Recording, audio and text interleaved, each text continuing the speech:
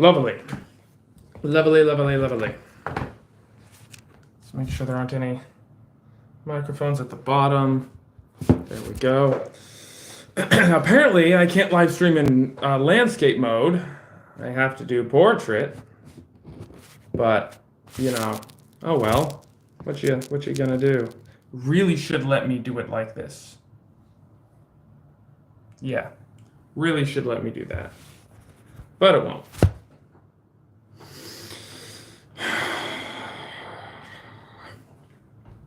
It says one viewer. I'm guessing that's just me.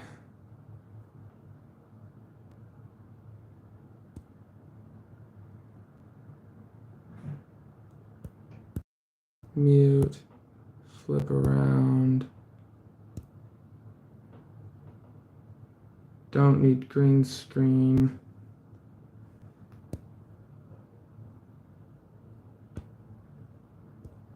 Touch on, retouch off. Cool, okay.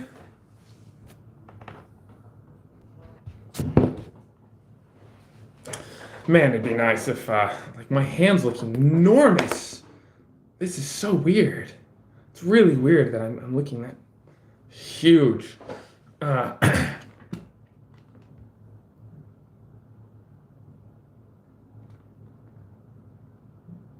Okay, it's kind of remarkable that I have actually have people watching me on this live stream right now. This is really more of a test, and I thought instead of testing it as a test, I'm going to test it while replying to a commenter's comment, because I absolutely love my commenters commenting. And yeah, I keep forgetting the camera's not at the top anymore, it's down there. My hands are enormous. This is just ridiculous. It's so off. So anyway, I have a comment from Rafal 5600, and it's a good one. He's very thoughtful. He gave me like what, 7, 8, 9, 10, 12 paragraphs. It's a bunch of good stuff.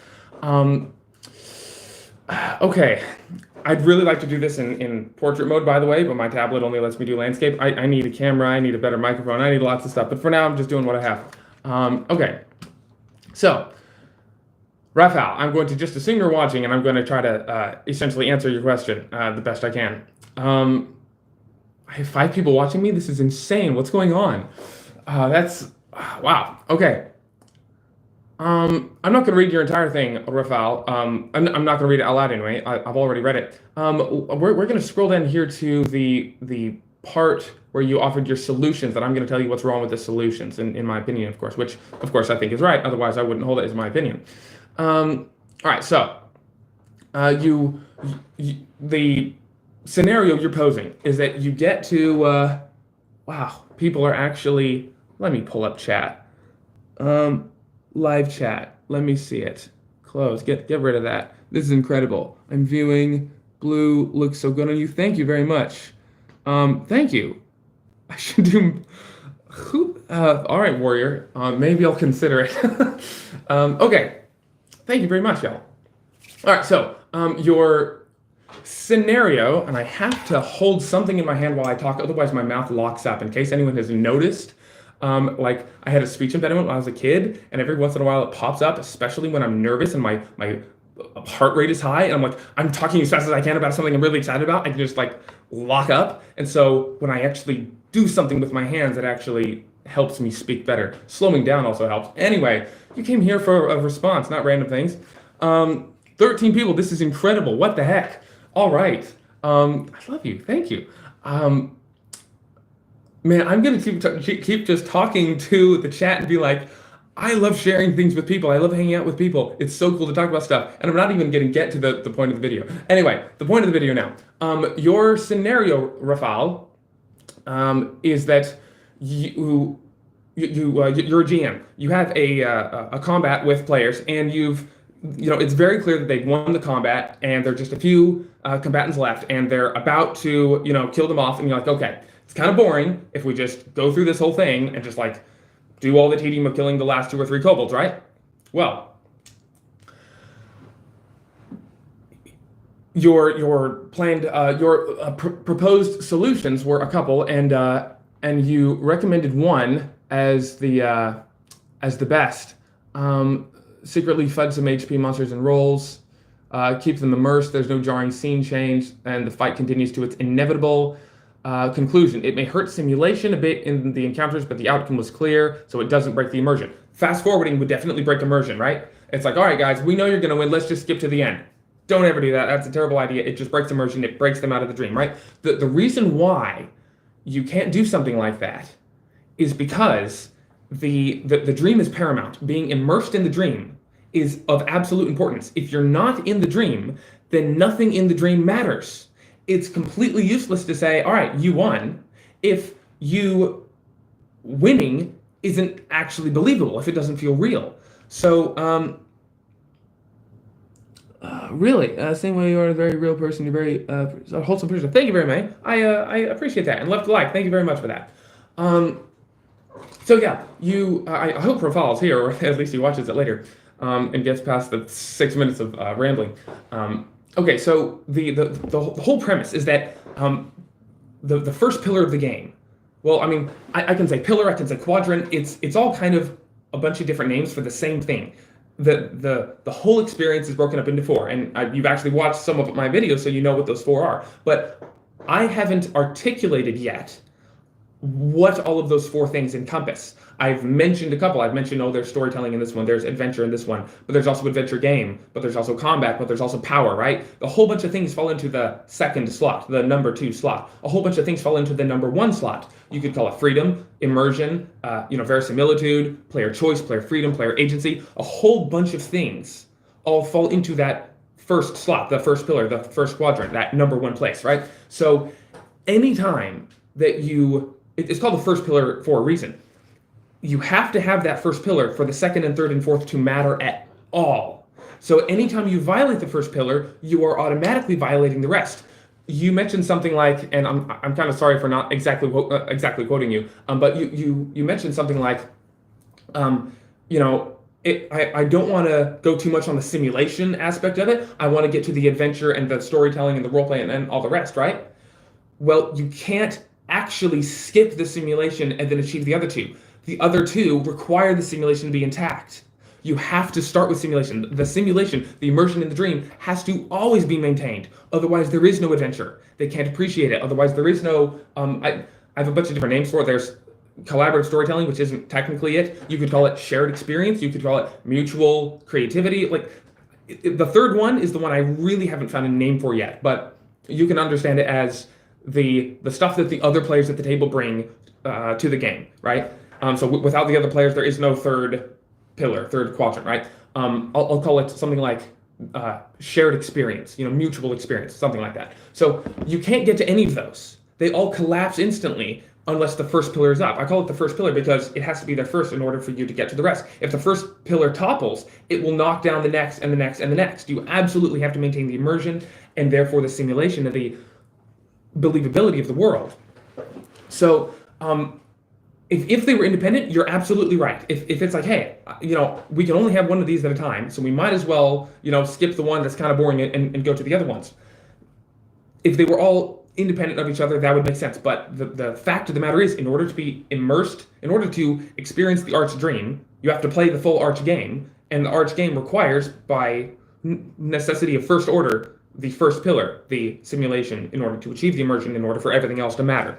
I hope y'all can hear me okay. So yeah, if the experience of the Arch game was to just have a certain type of entertaining experience at the table, it's like, hey, it's Thursday, we're gonna go to the movies. Oh, instead, we'll just go play the Arch game with friends, right? If it's just for entertainment, then yeah, you can say, hey, let's skip the boring stuff and go to the most entertaining thing. But the Arch game is so much more than that. Okay, no matter which specific tabletop adventure game you're using to actually help facilitate the Arch game, no matter which world you're using, which simulation you're using to play the Arch game, no matter which friends you have at the table, and no matter which character you're role-playing, all of those are interchangeable. But the whole thing is, the Arch game is supposed to be more than just an entertaining activity. It is supposed to be transcendent. It is supposed to be archetypal.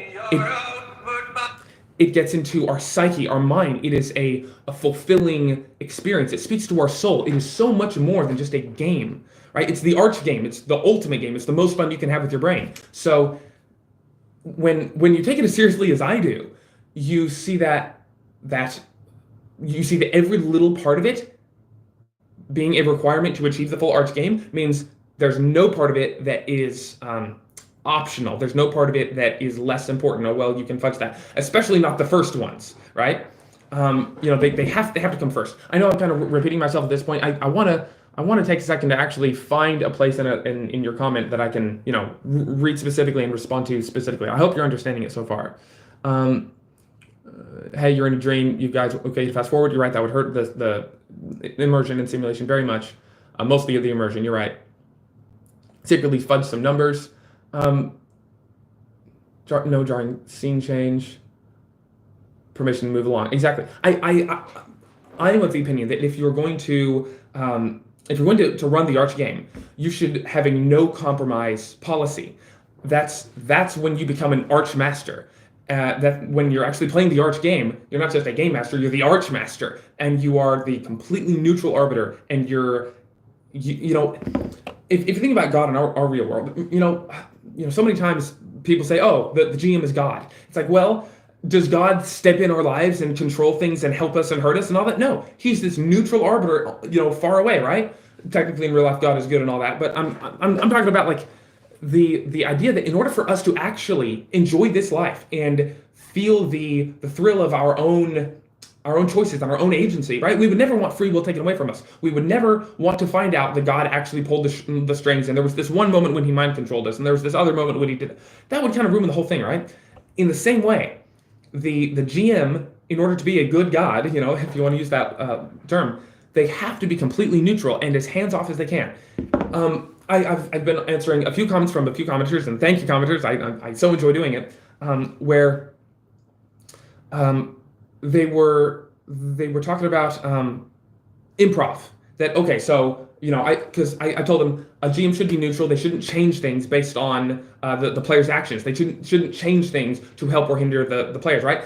And so these commenters are like, oh, so no improv, you can't change anything? You have to pre-plan everything in the entire world? It's like, no, but here's the real key. It's not about before or after. It's not about pre-plan or during the session, right? It's about objectivity. It's about neutrality. If you are a neutral arbiter, a referee, you're right in the middle, right? It's not lawful, not chaotic, you are neutral. That is when you're the archmaster. That is when you're actually running the arch game correctly. If you are moving toward one side or the other, by necessity, you infringe on players' agency, players' freedoms, and therefore the simulation, and therefore the immersion, and then the whole spell is broken. Chat, just some point in the future to record a one-shot or something in order to demonstrate some of the concepts you're talking about in play. Quite possibly, not near future, but perhaps far future. Thank you all for the likes and viewing. I appreciate it. Again, if you just dropped in, I am responding to a comment from one of my commenters, Rafal 5600 on Forever GMs Are a Disease in D&D. Yeah, that was a great title, juicy title, wasn't it? Okay. And just for clarity, the reason why I put Forever GMs in quotations, it's not that the GMs themselves are a disease, like personally, it's the concept that it's the disease itself of Forever GMs, the fact that they're forced into the role. That's the disease, not the people themselves. That's why it was in quotations. Anyway, all right. So I'm gonna explain this the best I can right now. So in order to actually, if I was a player, I want to first of all be in that dream. I'm like, all right, I'm in a world. I'm somewhere else. What does that mean? What does it mean to simulate the world and the world to feel real? Well, in the real world, in this one, we have free will. We have real agency. We can do what we want. We can go out and decide to do something. And there's nothing within ourselves or, God or something that stops us. There are other things in the world which can stop us, but ourselves and God will not stop us. So when you get to a simulated world and the immersion in the world, oh, the world feels real. What does that mean? It means those same expectations the baseline expectations of real life have to transfer over. You have to be completely confident that God will not stop me just automatically somehow. Oh, I don't like you doing that. He won't help me either. He's not going to drop down a +1 sword, or like, oh, he's low on health, I guess the next few enemies will have health potions. He's not going to do that. The world is consistent. Now, we as humans, we're GMing a game, right? We can't, run this 10 trillion, gigabyte simulation and have all the health potions exactly where we need them all the time. We have to improv. We have to build as we go. So the way we build as we go in improv correctly without violating player agency is through neutrality. Neutrality can be achieved two ways. One is by doing it beforehand, right? Which I talked about, and we do as much beforehand as we can. My dream is to have like this campaign that's essentially a completely finished world. Like someone makes Skyrim and then they publish the game, they give it to you and play it. It's totally finished. I would so enjoy running a campaign like that in my own system where everything was just done, right? But still, even in something like that, you have to have improvisation. There's absolutely no way that everything can be done, right? So the way you do improvisation correctly without violating player agency, player freedom of choice, free will, all of that, is by neutrality. And at that point, when you can't pre-make it because you have to improv, there are two ways to do it. So technically 3 total. There's doing it beforehand, and that makes it neutral. And then there's the dice. There's randomness. We're like, okay, I don't know what's going to happen. Let's roll an encounter. Let's roll to see if there's a person. Let's roll to see if there's treasure, right? If the potion happens to pop up when you roll treasure, that's perfectly fine. In fact, you know that the neutrality of it is far more important to the immersion and the realness of the world than anything else, really. Because if you were there and you rolled the treasure in front of the players, you rolled the dice, you let them know the world isn't real. I actually didn't make this yet. I'm improving as I go. But here, I'm going to roll the dice and, ooh, look, it looks like you got a potion. That would actually feel more real to the players than if you never roll in dice, you never reveal the inner workings of the game, right? It all feels real to them. Your narrative is immersive, but you fudged it and you gave it to them. And, especially if they know that you fudge your dice or that you're a storyteller and that you try to make sure they have fun, which is not your job, by the way. That's the modern 5e nonsense. Then if they're looking at it like, oh, I'm low health, I needed a potion and he gave me one, it would make them doubt the whole thing.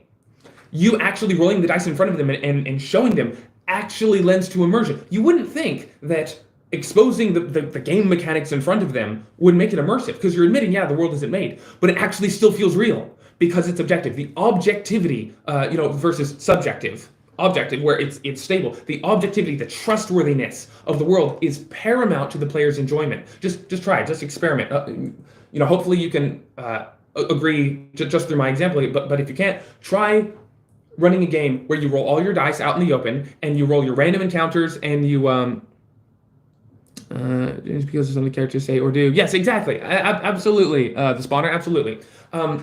So yeah, try running a game, preferably several sessions, not just a one shot, but try running it where you roll everything out in the open. Your encounters, the reaction of the guards and the NPCs and the king, you roll all of it, right? And I don't mean you roll it when you don't need to. If there's a thief and the characters are role playing as bounty hunters, well, you don't need to roll the thief's reaction. They clearly don't like the characters, right? If you've insulted a king and the king is there, he's not going to like it, right? I'm not saying you have to roll for everything, but I'm saying anytime it's not absolutely obvious, roll for it out in the open in front of the players, and you will see that the immersion is actually greater because they know it's objective and they know it's real, rather than if you just say, oh, well, it's here because I think this would be a good idea.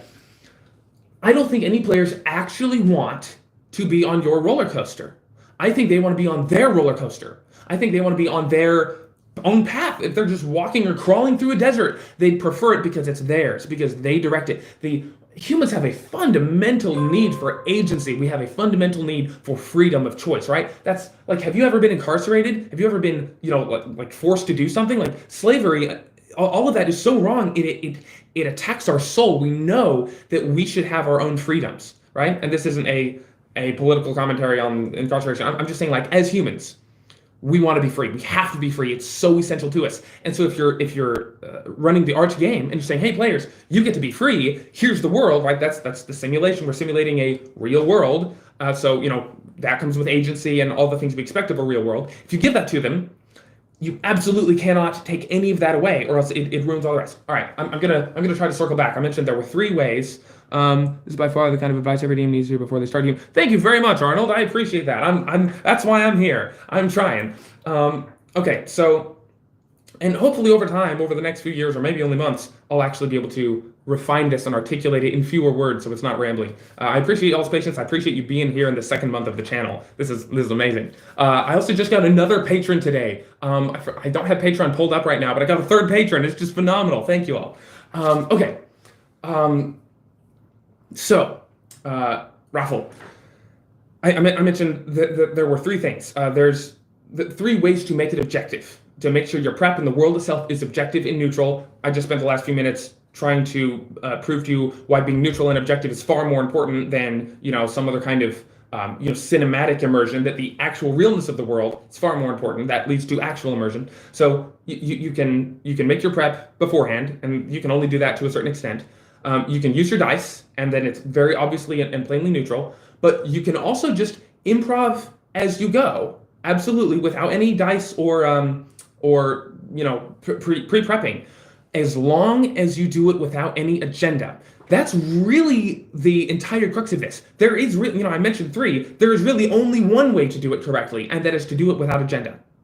All right, I'm going to try to explain that first, and then go back to proving that. I waxed on about neutrality, and they don't want you to be their cosmic sugar daddy. They don't want you to. I just watched your video on players' character actions on my lunch break today. Hey, Lemon, nice to see you, man. That's so cool. All right, welcome to the random impromptu late night stream responding to someone's comment. Okay, so actually, it might not be late night for some of you. We'll see. Okay, where was I? I get a drink of water. Hydration check. Remember? All right. So, thank you, God. Objectivity. You have to be absolutely objective. And the way you achieve that objectivity, that neutrality of decisions, whether it's improv or prep or whatnot, is about no agenda. Okay, in the cosmic scale of law and chaos and neutral, or you could call it good and evil and neutral, you have to be neutral. That's something that GMs are told otherwise. I don't know who's telling. I do know it's Wizards of the Coast. It's 5e. They tell GMs that it's your job to make sure the players have fun. It's your job to curate a cool experience. I was just watching a short by a creator, Corkboards and Curiosities. A cool YouTuber. I like her. I'm not bashing her at all. But there are a lot of people that have started with 5e, and like me, I started too in 5e. But they start playing 5e, and the whole culture of 5e, perpetuated by Wizards of the Coast, tells them that you as the GM, you have like 90% of the burden. It's your job to make sure the characters have fun, the players have fun. It's your job to make sure the players have fun. You're a storyteller, you're a director, you're a leader. It's your job to make sure this whole thing works. And if it doesn't work, that's something for you to improve next time. If your players don't enjoy the session, you did something wrong. Make sure you take notes and improve next time. It's this job. It's like, look, if you want me to have that much responsibility as a game master, you got to pay me. Okay, each of you pay me $20 a night. Okay, but like this, it's not healthy, and it leads to GM burnout. And there's it leads to burnout. It's not healthy. It's not sustainable, and the right way to do it, because all of these D&D YouTubers eventually have a video about burnout. Oh, here's how to get around the difficulties of this. Of the hobby. Here's how to avoid burnout. Here's how to solve this problem and this problem and this problem. If you're playing a game and you're constantly running into problems, maybe you should change the play style. Maybe you shouldn't be playing that game, right? There's something wrong here if there are all these problems we have to continually fix, right? So, man, I am all over the place. Right, so people are told that they should be on the player's side. They should be rooting for the players. Lemon, don't need to drink water when you're wearing the drip.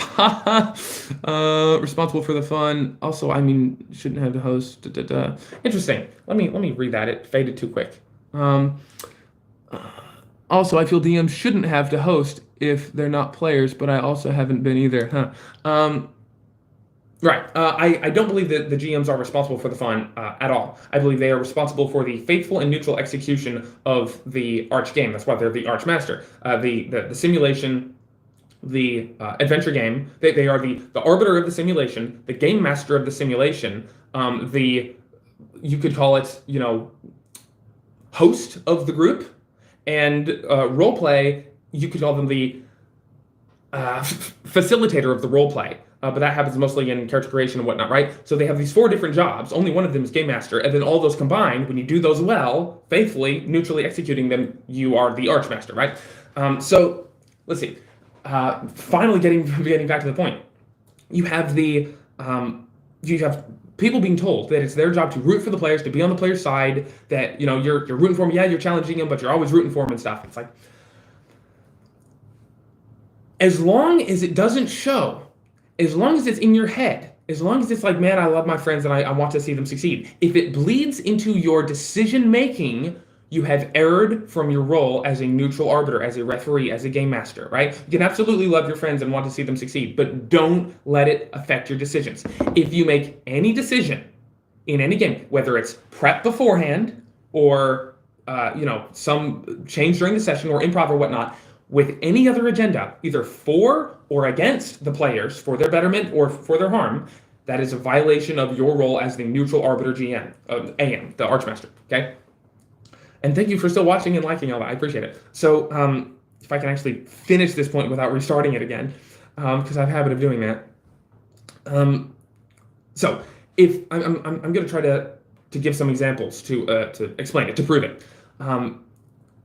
So if say you end a session, okay, and you're the GM, right? You end the session, and the character is in the 5th level of a dungeon, and they're all low health, low HP, whatnot, right? And you're like, man, I have this player who really wants, some healing potions. They need some healing potions. I have this other player that really wants a +1 longsword, and they've hurt so much. I mean, he just lost his other magic weapon. He just lost his pet. I mean, he needs, I'm gonna go give him the flame tongue because he deserved it, right?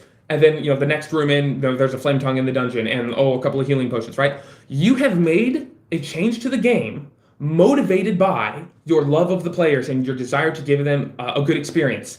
And that is a mistake. That is wrong. You're violating their agency. You are violating the realism and the neutral simulation of the world.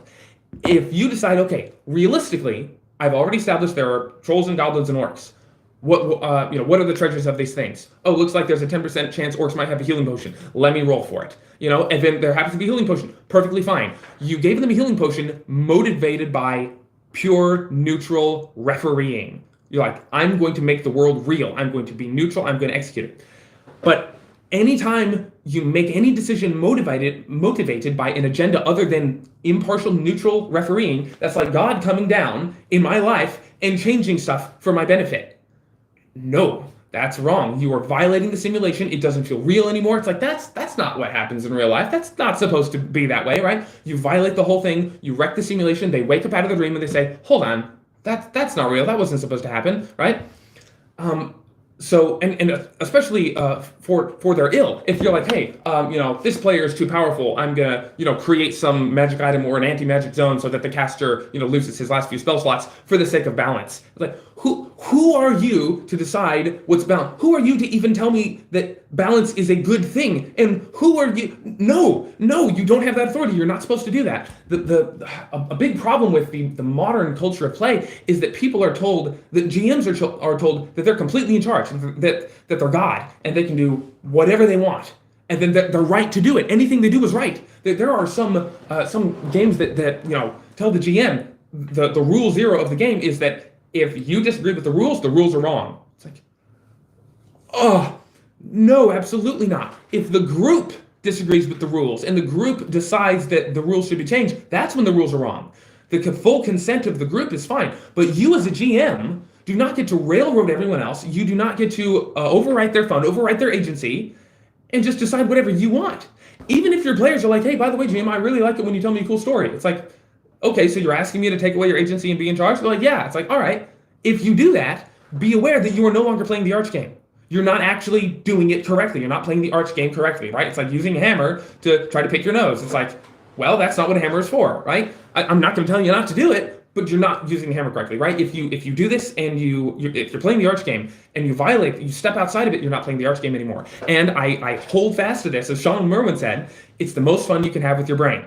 I think it is the ultimate form of enjoyment we can have because it's not just a game. It's this fourfold activity, but that leads to transcendence. It leads to the further exploration and understanding of ourselves, of our humanity, of our friends, the people around the table. The fact that we can get real thrill and real danger. Like in our modern world, the reason why we're playing role-playing games is because we don't have these things in the real world anymore. We don't really have a lot of autonomy anymore. We don't really have a lot of adventure. We can't go out and slay pure evil, slay the orcs, right? We can't, we hardly, who has a tribe anymore? Who really has people to really rely on life or death? The whole reason we have this, the whole reason why orcs are innately evil races is because we don't have innately evil races in our real world.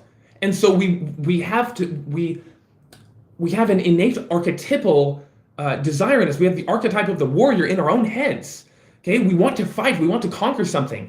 And so we create something, a simulated, creature. Oh, it's an orc, it represents evil and malice and maybe cannibalism and violence and all sorts of bad things. Let's kill it, let's destroy it, right? That's innately evil. It's not about taking the idea of an orc and be like, oh, let's do measured responses and let's do politics and let's have a treaty and a truce for another sapient race. It's like, why are we doing that in our escapist fantasy game? We already can do that in real life. We already have regular, hey, let's make a truce and solve our differences and be friendly. We do that in real life.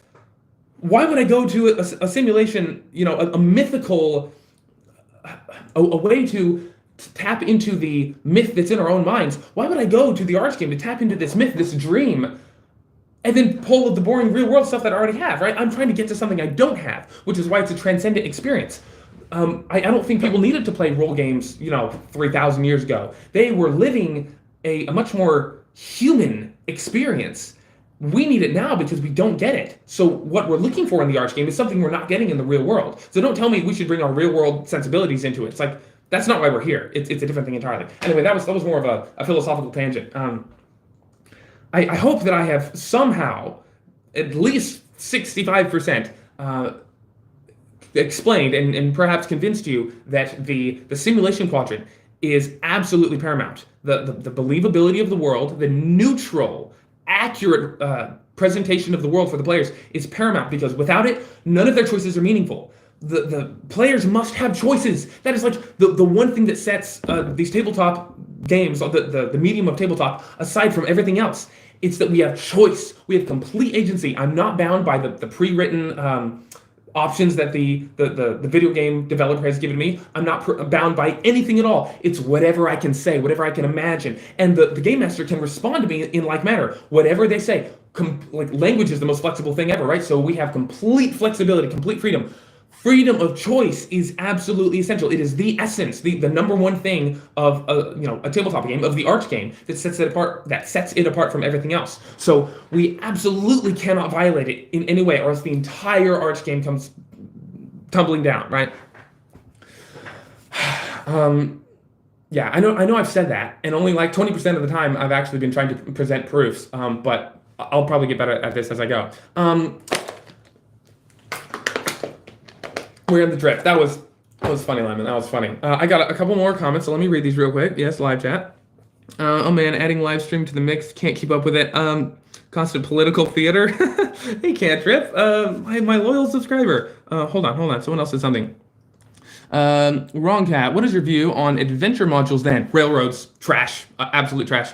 If the module says that after X encounter the players get X treasure, does that also fall under the umbrella of limiting player agency? No. That saying that, hey, here's the treasure that these creatures have. That's simulation. That's good. That's absolutely fine. But I used to be of the opinion. I watched like a DM Lair video and a couple of other YouTubers, and it's like, hey, there's a difference between railroading and a linear adventure. You can have a sandbox adventure and a linear adventure, and you can railroad in a sandbox and you can railroad in a linear, right? The railroading is a GM activity, and the sandbox and adventure are just adventure types, right?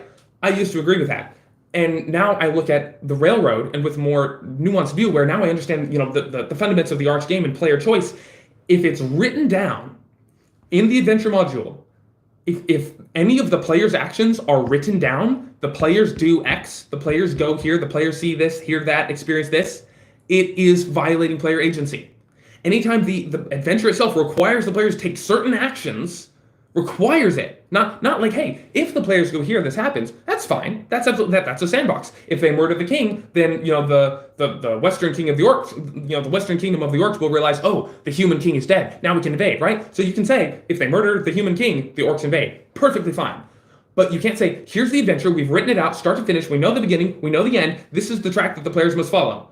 So you don't allow for a significant amount of player agency. Yes, there is absolutely a little bit of player agency, and that's what those YouTubers meant when they're like, hey, there's still player agency in a sandbox and a linear adventure. It's just that you can railroad in both, but there's still agency. Yeah, there is agency in the linear, about like 2.5%, not nearly enough to actually reach the level of the Arch game, to reach the simulation, to actually enter the dream in the first place. So yeah, it's not sufficient for me at all. I try to run and also railroad events, sense of party narrative for indentured servants. Thank you, Cantrip. Exactly right. Yeah, railroads are for indentured servants. Perfect wording. I try to run and teach, share the what I call the ultimate way of playing the game. It is the Arch game.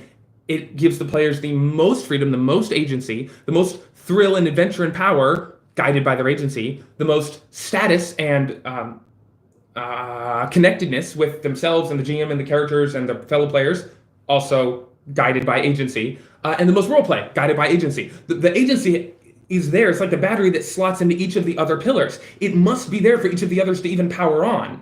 What use is the adventure if you didn't choose it, if you weren't there, if you didn't make it happen? It's just a chore, right? What use is status and relationships with people if you didn't make it happen? It's just a simulation, or not. It's just an illusion, right? What use is roleplay? Oh, these are the decisions the character would make if you aren't actually making them. If it's more like a prescripted list where it's like, oh, I must do this. It's like, no, agency saying I get to decide this with my own free will. That's absolutely essential for everything else to work.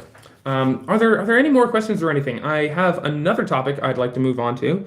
Let's see, Cantrip. By events, I don't mean resolutions or consequences. I mean prepared stuff, which won't automatically happen, but when happening, they can be sometimes... I want my chat to stay up.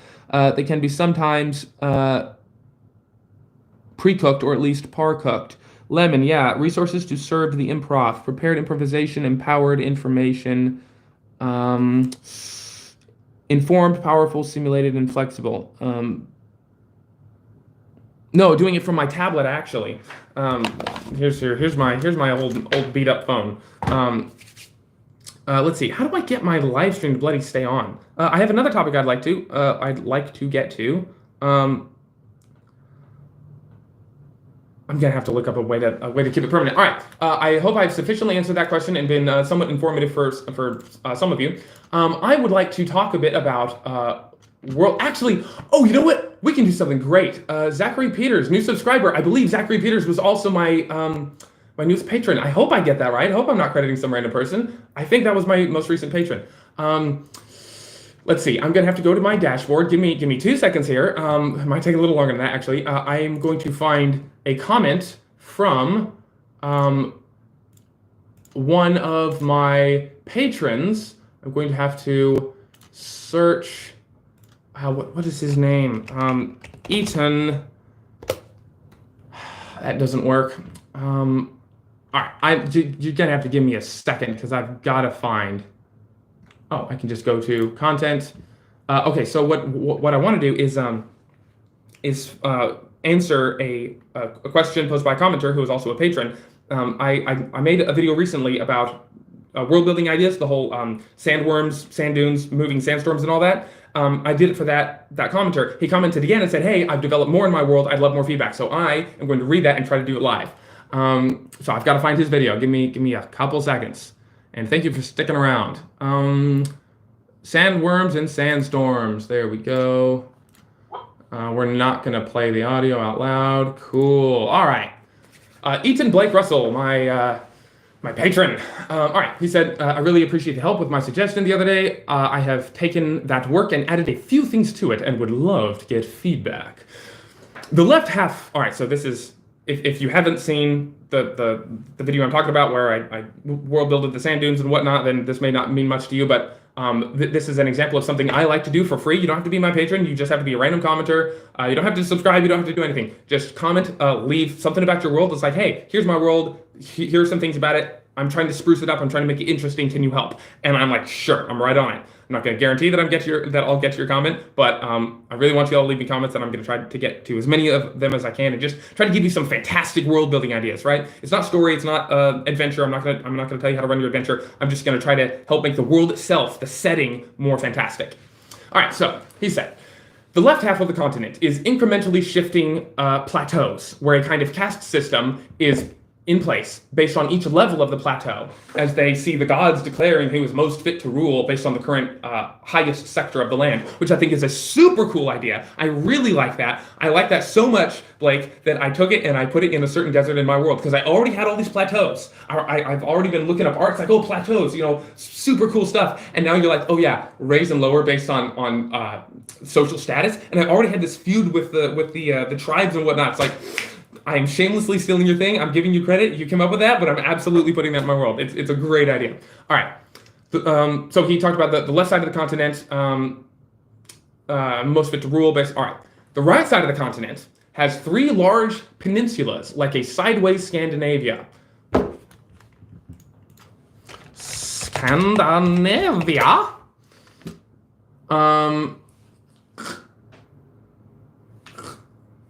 Yeah, okay, that kind of makes sense. All right, like a sideways Scandinavia, where the top is fields of molten ice. That's an interesting choice of words, molten ice, plagued by fierce blizzards. You're gonna have to explain what molten ice is. I mean, I can, no, actually don't explain. I'll come up with something, this is great. The middle is the desert with the swamps of deadly gas vapor condensed into lakes. The bottom third of the 3 peninsulas is covered in gorges that are full of Feywild, which I really like. I really like taking planes and putting them in physical places in the world. It makes them interactable, because how many times do we actually get to interact with planes? We do pretty much the Feywild and the Shadowfell most often, right? Put them in the world. Take Infernus and say, yeah, there's the infernal realm. There's hell, or the 9 hells. It's like it's over there in that pit, and it's smoldering and burning. It's like at the South Pole or the equator or whatnot, right? Take the planes and put them places. Make Mount Celestia an actual mountain sitting in the North Pole, and it's has aurora and northern lights and golden rain showers, and the stars seem brighter up there, and the lakes are holy water. Like make the world fantastic. Don't just save the best stuff for other far-flung planes. It's like, we can't even do them justice. You go to another plane. In my opinion, if you go to another plane of existence, all of your existence that goes there should change. If you go to the plane of the dead, in my system, I have this, in my world, my world building, I have something kind of like Dark Souls, where you have the plane of the dead. It's where people's bodies go without a soul. Technically as your core soul shard. But anyway, it's where the bodies go with very minimal soul, and the bodies just kind of wander. If you were to go there to the plane of the dead, you would appear as like a skull. Like, if you teleport or enter a portal, you get there and you're like a skeleton. You walk back and you're human. And then you walk in, you're skeleton again. The world itself interprets your being through its rules, its laws, right? You go to the elemental plane of fire, you turn into a type of ember or a rock, or maybe you fall down to the ground as a piece of coal, because that's what you are in that plane. You can't just take your plane into their plane. There's a wall between. You are translated into their plane, right? So like if you go to the Phaedron, you may turn into a squirrel or a talking rabbit, because that's what their plane demands. You don't just bring your weapons and your magic items and your sword and your human skin. It's like, no, that doesn't exist. It's a different plane of existence. It exists differently. It's not just another flavor of the material plane, right? So if you are going to do planes, make them absolutely different. Make them fantastic. Make them dangerous. Make them someplace that no one can ever go.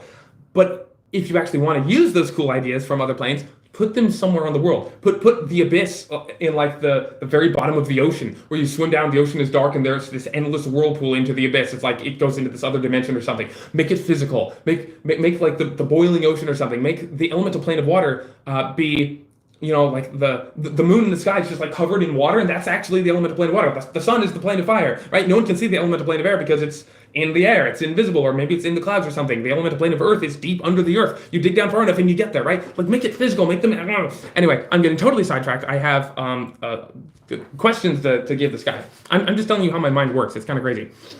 All right. Full of Feywild. The main two powers are the Magic Kingdom of the Plateaus. All right, the main two powers are the Magic Kingdom of the Plateaus, ruled by a monarch, and the technological tribes of the desert, secretly ruled by intelligent golems, Warforged.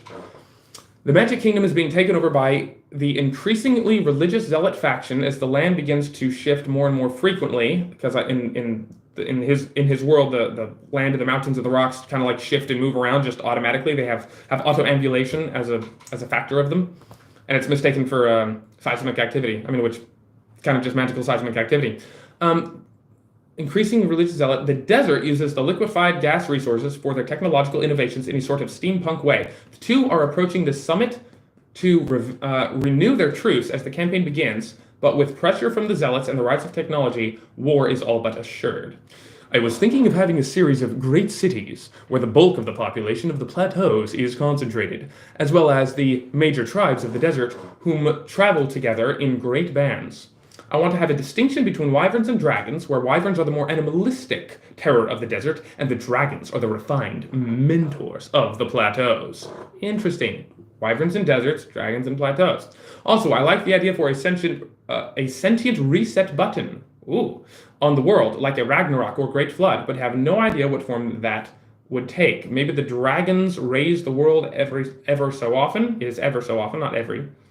Or the skies crack open to let minions of divinities remove the populace. This would be the final arc of the campaign. All right.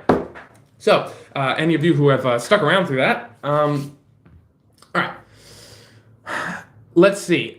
Ethan Blake Russell, my patron, I appreciate you. All right. So, this part of the live stream might be a little boring because I have to think. I can't think and talk at the same time, at least not very well. The technological tribes ruled by intelligent golems, Warforged.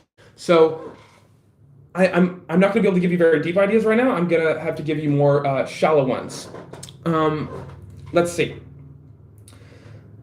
If the people built the Warforged, the intelligent golems, the Warforged, and they're good at technology, are the Warforged, I would naturally think that the tool, the thing that you create, serves you, right? That's kind of how most things work. If I create a hammer serves me.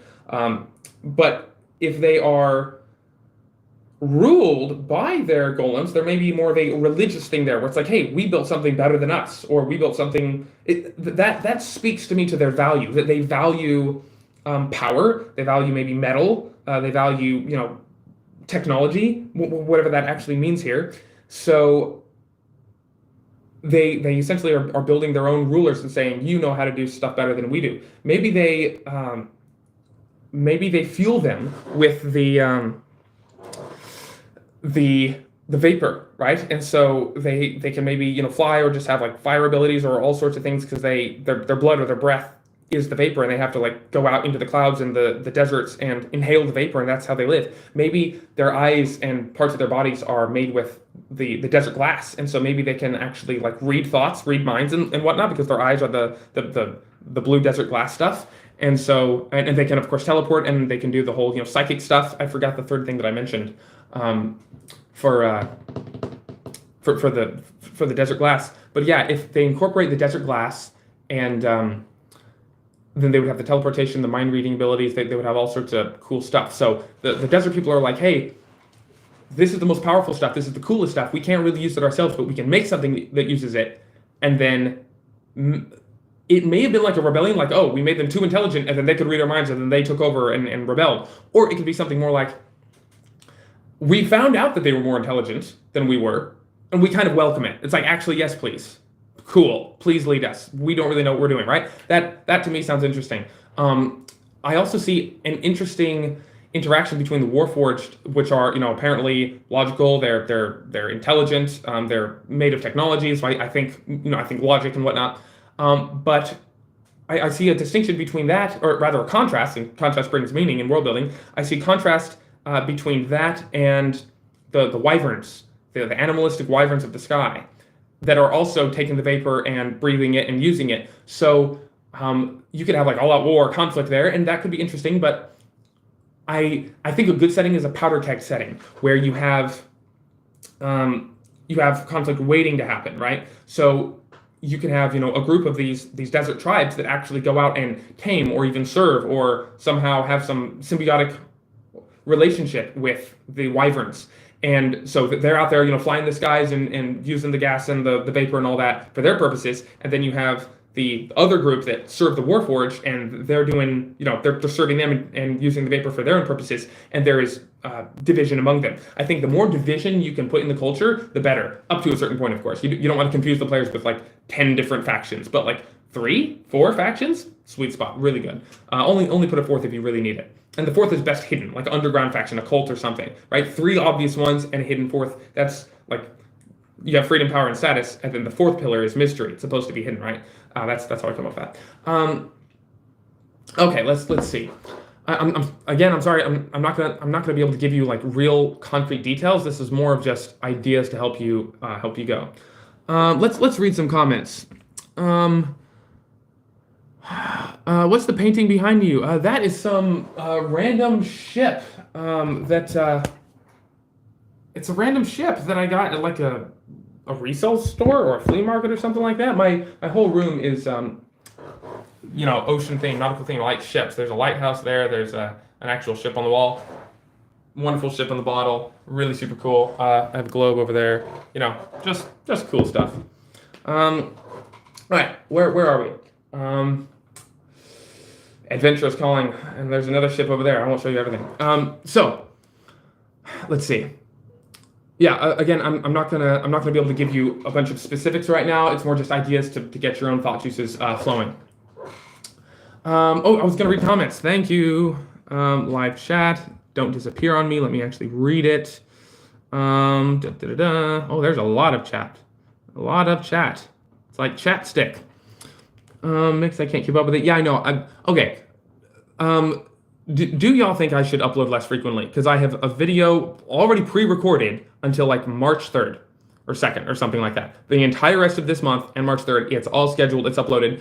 And that's including the like 4 videos I've uploaded over the last couple days. I have a couple days where I upload multiple videos.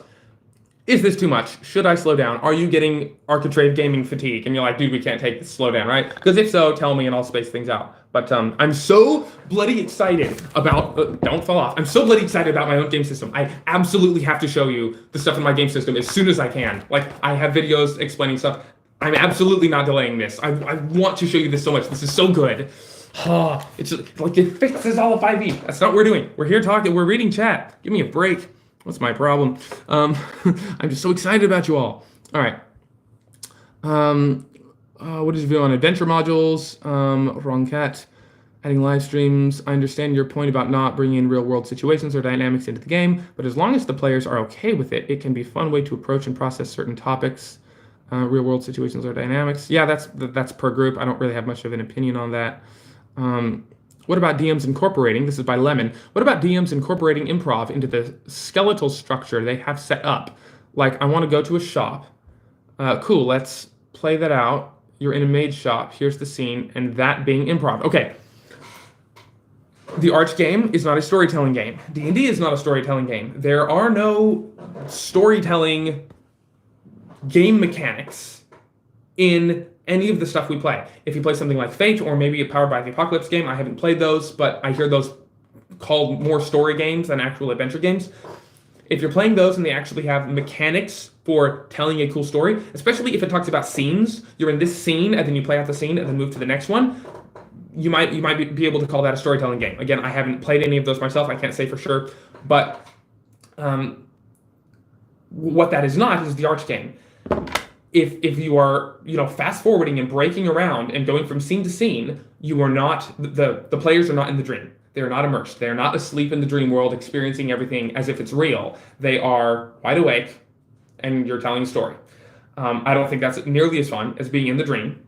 I think dreams are awesome. I think the fact that we can have a waking dream on demand that we can share with friends, and it can be adventurous and epic, and we can be a different person in the dream, but it's really ourselves just in a different mask. It's like that sounds like the most incredible thing ever. Sitting around and telling a story, even if it's a story about cool characters and cool things, it's not nearly as cool unless I'm in the story, unless I'm there, right? That's the whole storytelling game movement has turned these games, the activity we do at the table, it has turned it from, it has taken the story from, it has taken the players from being the subjects of adventure to the objects of adventure, the objects of the story.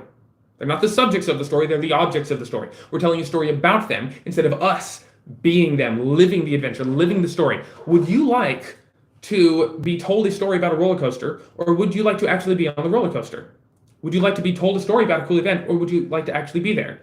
That's the difference between storytelling games, where you have scenes and you roleplay something and then you move on, and the Arch game, where you are in the world. It's real. You're there. And guess what?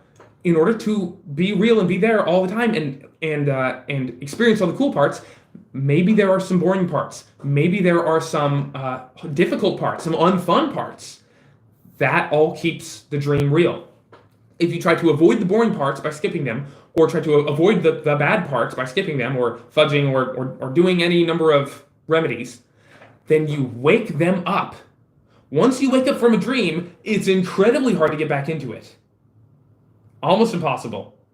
And once you do, the magic is kind of ruined. It's only like a half dream. It is absolutely essential that the dream state be maintained through thick and thin, through boring and hard and fun and thrilling. Absolutely. It must be there. Otherwise you wake up, and if you're up, it's ruined. It's gone. It's over. You woke up. You can't experience anything else when you're awake. You have to be asleep. You have to be in the dream to experience it. All right. Indentured servants, incorporating improv, skeletal structure. All right. By events, I don't mean resolutions, resources. What's pending behind you? I sort of got the gist of half that world building video. It sounds a bit like modularity. I'm not sure what you mean by modularity. Do you mean things are modular and they fit in and out easily with each other, or that it's an adventure module? Because it's definitely not an adventure module. Make the gods relevant again is good. MGRA, even if it sounds orcish. I actually don't have gods in my world at all. I find them cheap. I find them to be distractions. I find them to be unimmersive. They break the simulation. If there are like 47 gods, then why aren't they doing anything? Blah, blah, blah. If there are so many problems with having gods in your world, I get rid of them entirely. I think I replace them with something much better, because the thing I replace them with is actually interactable. The players get to interact with it directly, and it gets to be real, and they get to become part of it and use its power. And it's a why have something in the game that's just all so out there? I bring all those out there things and I put them in front of the players and say you get to interact with this, because why is it in the game otherwise? So yeah, I don't do gods at all. But I certainly have made all of the entities, all of the ascended beings and the ascended powers and the concepts and the spirituality. I've made all of that stuff relevant. Absolutely, that's the thing. If you want to make it relevant and usable in the game, it can't really be a god. Gods are just too out there. They're too distant from us, right? It has to be something more manageable. That's why the game is called Arches and Avatars, because avatars are one of the primary ascended beings, and you get to actually become one. Okay, so in Dungeons and Dragons, it kind of tells you that the goal of the game is to go into dungeons and slay dragons, right? That's kind of implicit, like, okay, this is what we're doing. Shadow Dark, you're supposed to go into the Shadow Dark. Dungeon Crawl Classics, you're supposed to dungeon crawl classically. So with Arches and Avatars, instead of Dungeons and Dragons, it's saying, I don't expect you to go into dungeons and slay dragons as a matter of course. You absolutely can. The rules are there to do it. It has, you can do all the same things in A&A that you can do in 5e, right? But I think every game should have an implicit goal, an objective like that. Get treasures, survive, kill dragons, be famous, right? In my system, it's like, I want it to be more epic. I want 5e to be, I want A&A to be the more epic version of 5e, where it's like, yeah, we've done dungeons and stuff, but how many people are even going into dungeons anymore anyway, right? We all kind of know that we actually want something a little more, like not just boring dark dungeons. I think that's fine for low level play. It's fine for lots of scenarios, but the title tells you, it gives you an implicit objective where if you don't have any other objectives, you don't want to get rich, you don't want to get famous, you don't want to kill all the dragons, right? You don't have a special backstory. If you're like, I just want to beat the main campaign of the game. I want to kind of do the objective of the game. It's implicit. It's in there for you. And it is interfacing with the arches themselves, which are big, giant things in the world where it's not where dragons come from. They're actually made of dragons, but it's a little more complicated. Or become an avatar. I would totally get into it, but I'm trying to read the chat so that I can actually help this guy world build. So I can't get into all this, but I want to do future live streams and talk about ANA and talk about my world and talk about so many things. Yes, my world has a name. I just don't have the money to buy the domain, the .com for the name yet. I'm not going to say the name of the world, but eventually. All right. I'm really looking forward to reading this chat. I really like the engagement. I really appreciate it, y'all. The likes and the views and sticking with me. All right. Indentured servants, resources, what's the pending behind you? Half the world in this on a bit modularity. All right. Your way, planting the planes immediately makes things locked into the fantastical, though. Locked into the fantastical? That sounds fantastic to me. I'm not quite sure I get what you mean there. Having to face the riddle of the rules of the places is interesting, though. Yeah, I think you can do it both ways. A lot of my world building stuff is saying, hey, here are tools. You can do it whichever way you want. You can do it multiple ways. You can do it one way in one campaign and with one group, switch it up in something else, right? I'm just giving you tools. I'm not telling you the best way. I'm saying, hey, here's what this thing offers. It actually enhances something in this way. Here's another thing. It enhances it in a different way. Having to face All right, the spawner said 4 death skulls. Me and the boys in the plane of the dead. Yes, just 4 skulls, exactly. I think it's more interesting when you get to a place and it's unfamiliar and you're like, what is this? We were unprepared. What the heck is going on? It's like, yeah, you stepped into another plane of existence, bro. You didn't just step to, another plane, a pocket dimension. The key word is existence. The way that you exist is not the way that this plane exists. They're different. You cross the streams. Oopsie, right? It's supposed to feel fantastic. I want planes in the world to feel just wonderful. Okay. Cantrip said, I had a campaign where the metaphor of crossing into the West was actually the process of dying. The ghost ships all psychopomps. Interesting. But no one wanted to go for a swim. Funny that, yeah. Artifice taking prominence has metaphorical significance. The abstraction, almost perversion, of the image of the gods rebelled and replaced their masters. Then everything that follows is a further abstraction of an abstraction. The vapor must flow. Yes, exactly. If you want to take it that way. Have the factions and layers, but don't make the PCs deal with them all at once. Of course, spacing things out. Well, actually, hold on. No. That's a perfect thing for me to jump back into what I was saying previously. Have the factions and layers, but don't make the PCs deal with them all at once. Don't make the PCs do anything. Put them in the world and let the PCs do what they want. It's their game. It's their world. It's their adventure. You have no adventure you're telling. You have a world that you're giving them. They build their own adventure. They're writing the adventure module with every decision they make. Instead of some person in a corporate office saying, and then the players do this, and then the players do this, and then the players do that, and then there's the end. Why are they doing that? Why are they playing for me? I want to say, and then my character does this, and then we do this, and then we do that. That's our job, to write our own adventure. It's no one else's, right? I fundamentally reject the idea of a pre-made story in the Arch game. I don't think they fit at all. It's my story, my game, I'm the player, let me do it, right? Us, let the party do it. No one else, not the GM, not anyone else. The GM is not a storyteller. All right, I personally see the improv of health potions in chests that weren't planned after fights, removing crit successes for enemies, changing loot in dungeons similar to other times. Changing loot in dungeons similar to other times a DM has to improv. I believe I've explained why I fundamentally disagree with that. I think that if your players ever found out you were doing that you are, being their savior, their guardian angel, their sugar daddy, etc., watching out for them, it ruins the experience for them because it means they didn't actually earn anything. They didn't actually win. You won. You protected them. You were their safety net, right? Well, what is the point of defeat if I didn't lose? If it means that the GM, I know the GM normally fudges things and gives me safety net, but this time he didn't. The GM killed me. It's like, yeah. And if the GM gives you a safety net and fudges and gives you the health and all that stuff, then you didn't win either, right? You don't really win and you don't really lose. Nothing really matters in the game if the GM is the one calling the shots, if they're making the decisions about how things go. It has to be 100% on the players, and the GM has to present a neutral, unbiased, not unopinionated, no agenda world, where it's like, I'm just giving you the world. You make of it what you want. You are in charge. You are the players. It is your world. Have fun. I'm going to sit back and be neutral, right? That is enticing. Players who actually want to actually play the Arch game, which I don't think is that many. I think there are a ton of people who just like telling stories and hanging out with friends. They're not actually in the same hobby as we are. They're not actually playing the Arch game. They don't actually care about adventure and roleplay. They just care about, like, it wouldn't matter to them if they were playing, the game of life or Sorry or Clue or Monopoly or D&D. To them, they're just hanging out with friends and telling stories and having laughs, right? That's a different hobby. You may have the D&D book open at the table, but you're not actually playing the same thing that other people are, right? What I'm trying the thing I play, the hobby I play is the Arch game. It's that full grand experience because I think it's the most fun you can have with your brain. Why would I talk about anything else? Okay. I personally see, all right. Kentrip said, new name for me, Chat Stick. Maybe. We'll see if I can remember that. I can watch the other 5 videos when I have time. I don't know about the rest of the people, though. The energy does you credit. Thank you.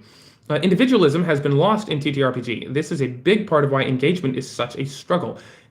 Maybe explain that if you're still here. Individualism has been lost. Do you just mean the fact that that the players don't have their own agency anymore? And if that's what you're saying, absolutely. You don't have to explain it. I 100% agree.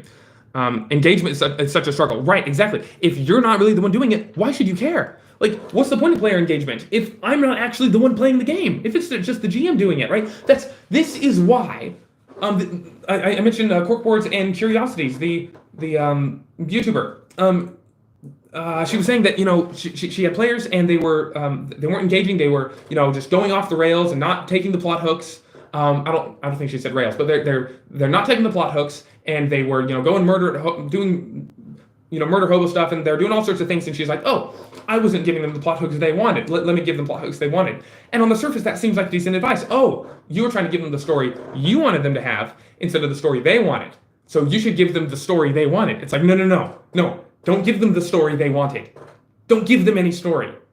What the players are telling you by ignoring your plot hooks and going off the rails and being a murder hobo, anytime you see players doing that, they are telling you, hey, I want to be in charge.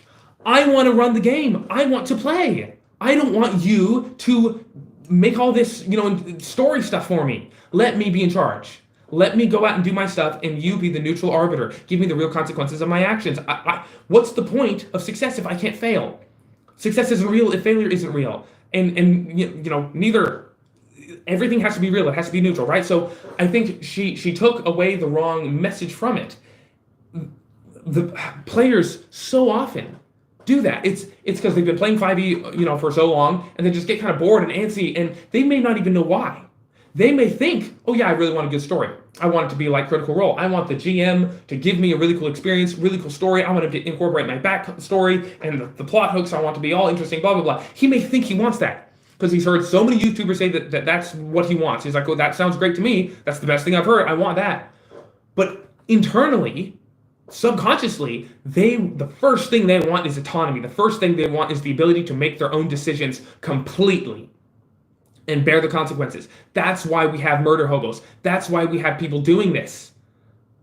There are the rare cases of antisocial people that the murder hobo just for fun. But like in general, if you have regular players that you've been playing with for a few years, and then they start going off the rails and murder hoboing and throwing pizza on the wall in game, that's because they're telling you, I want freedom. Stop binding me. Let me live, right? And then you kind of beat it out of them, and you're like, all right, here's a plot hook that really ties into your character, and they're like, oh, I guess I kind of have to do that, don't I? You put in all the work to tie it into my character. Oh, I'm going to convince myself that that's actually what I want. Yeah, character, plot hook, that sounds great. Let's play, right? And the next session, they start the next campaign, and they're like, oh man, murder hobo, right? Because their heart is screaming for freedom. They want to have their own decisions. They want to have their own autonomy. All right, let's see if I can get halfway through my chats before the end of the night. I appreciate y'all for sticking around and watching. All right, the energy discredit individual. Blah, blah. All right, Lemon said, I understand what you mean more about Arch Game not being storytelling. More now. Oh, I understand it more now. That's awesome, man. Keep making videos on that. Thank you, Lemon. I appreciate it. Maybe it just takes a live stream of me rambling for an hour, and then it's like, oh, right, because maybe I'm not so good at videos yet. Who knows? But I appreciate that encouragement. I really do. All right, Cantrip says he's not a story gamist, but he'll talk more about the integrity of the dream than other things. Yes, that's the simulationist part, not so much the story. Modularity in how things worked in functionality. Modularity in how things worked in functionally in your world building video. I think I get what you're saying. God's relevant again in contrast of you putting planar features immediately in your landscape. Oh, I see. Yeah, exactly. If the gods do exist on the other planes and then you put the planes in the landscape, then the gods would be relevant. Yeah, absolutely. There are so many implications of any sort of major world building change like that, where it's like, oh yeah, the planes are actually part of the world. That's generally going to have some major implications if you just think about it for long enough. People can't even define what a god is most of the time. Exactly. That's why I freaking got rid of them. They're so just make no sense at all. Nothing. It makes zero sense. Like, okay, here's in the real world, this is technically the actual true definition of what a god is. It's the one who creates. Your God is the one who created you. The God of the world is the one who created the world. That is literally what it is. It's why we call God the Father, because we call our human father the Father, because he created us, right? The God, the Father, is the one who created you, right? The God of the orcs has to be the one who created the orcs, right? The God of the world has to be the one who created the world, right? In my system, I don't have any conscious entity creating anything. No conscious entity created a single thing. Therefore, I don't have gods.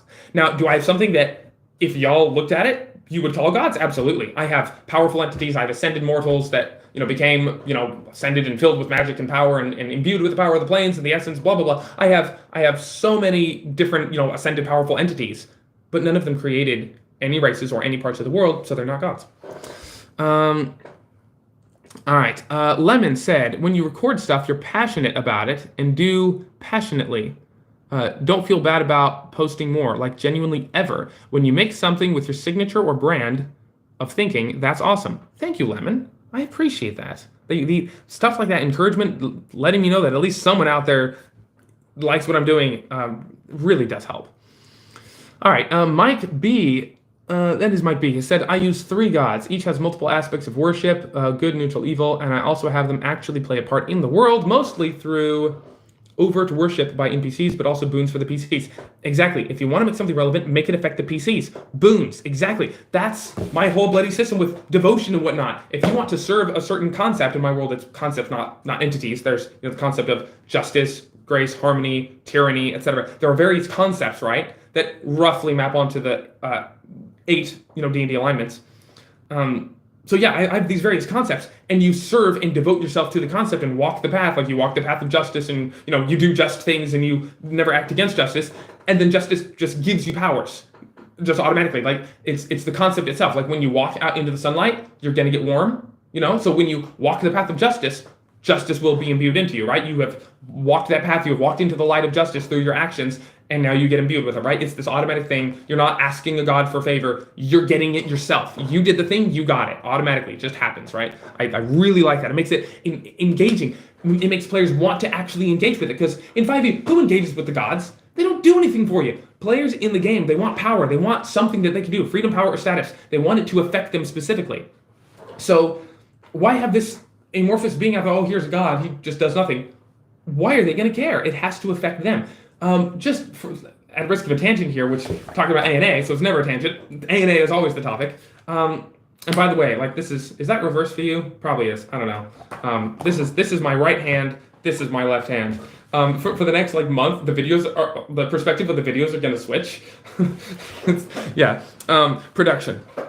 So anyway, in A&A, where was I going with this? I was talking about devotion. I was talking about why I switched, what I did. Never mind. totally forgot. We'll get to it one day. It's on my mind. Like I know what I was talking about, but we'll get back to chat. You've caught up. All right, that'd be nice, Cantrip. Thank you. No more news from chat till I caught up. All right, yeah, no more from me in chat till you caught up. You already have enough to talk about with my overload. Exactly. So much of that is lost on newer players and DMs. Thank you, B. Agreed on agency. Yeah, I hate that. Agree. GMs don't kill people. Lethal dungeons not prepared for enough do. Yeah, exactly. Let the players bear the consequences of their own actions. As soon as you let a character die straight up and you show them that there's no fudging and you're not their daddy and you're not holding their hand, they will not only, start playing smarter because, we're actually in charge, but they will be so much more engaged. The immersion will be there. They will be focused. They will be in the zone, in the flow state, and everything that you say, all the world, all the lore, everything will just matter, right? That's what happened in Critical Role Season 2. As soon as Mollymock died, everyone was like, whoa, this is real. Everything they do matters. There's no hand-holding. Like, this is real, and everyone tuned in, and it was the greatest thing ever. Everyone was so invested because they knew it was real, right? That's the thing. Every campaign should have a character die to establish that this is going to be real, right? And of course, if you've been playing with a GM for 20 years and he's killed plenty of characters in the past, well then yeah, you don't need to kill one every single campaign. But for so many 5e players, like if I have a 5e player, come into my fold, I am going to absolutely make sure that the challenges are severe enough that that it's actually an equal challenge, that they have, a whatever 50-50 chance. Like, I'm going to absolutely make sure that they're faced with severe enough challenges that they could die. And if they do die, I will absolutely let it happen, right? Like, what's the point of having any sort of challenge unless it's actually meaningful, unless there are stakes, unless you might die, right? So this isn't me, like, making it extra hard on them. This is just the normal. I'm saying that I will not lower it for them because they have to know it's real. And it doesn't sink home anymore than when your character dies. Wait a minute, I just realized something. This is phenomenal. I have to write this down. Character death immerses you, analogous to sleep being death. Okay, so that's so interesting. The fact that you have to die, the fact of the character dying immerses you in the world is analogous to the fact that when we sleep, we have kind of a symbolic death, like we just it's symbolic of us dying. Ancient people used to call it like, the first death or a mini death or something like that. They all knew it was symbolic of death. Sleep was like a little bit of death every day until we die permanently, right? In the Bible and stuff, when someone dies, they say, oh, he fell asleep, right? Those have always been very connected. The fact that that when you die, that immerses you in the simulation of the world, the same way that when you sleep, that immerses you in the dream. That is so interesting. Wow, that's wonderful. Okay, cool. All right, I think I'm catching up somewhere. Or when they have NPCs save the party, that's garbage. Absolutely might be. Absolute garbage. It just takes away their agency. Like, why am I playing? If you have a story you want to tell, go write a book. All right, not enough hate for balancing, in my opinion. Cantrip, like, maybe you should join the team, because I'm agreeing with a lot of what you're saying. Balancing is absolutely not important. Like, the whole idea of balance implies the fact that it's an artificially constructed sport that you're just here to compete in, and it's generally safe. Like, that's what balance says. It doesn't say adventure. Balance is not adventurous. Adventure is unknown and dangerous, and as well as other things, right? You have to have, choice, and then danger, and then the unknown, right? But it is absolutely unknown and dangerous. If you're balancing it, it's known because you have a certain set limit of parameters, and it's fundamentally less dangerous because it's balanced. Whoever invented the idea of balanced combat in an adventure game? It was someone who did not understand adventure, I'll tell you that. My goodness. Yep, reverse, thank you. Yeah, you got it. Their own autonomy. My goodness, maybe I'm not caught up. All right, let's see if I can lighten you around and get through this. I like the idea of God's restrictions being self-imposed with how they impact the material planes. Otherwise, the gods could hurt each other more through attacking what they value in the material plane. I've heard that. That's a common approach a lot of people take, and I think that's decent for some kind of ascended doctrines, kind of like the Mad Doctrine. Yes, or when you are playing canned material, that always feels fake to me. Exactly, canned feels fake. Absolutely. Like let's play the arch game. I think you're getting it. Like let's actually play the arch game and make it real, so that everything matters. Nothing matters if nothing's real.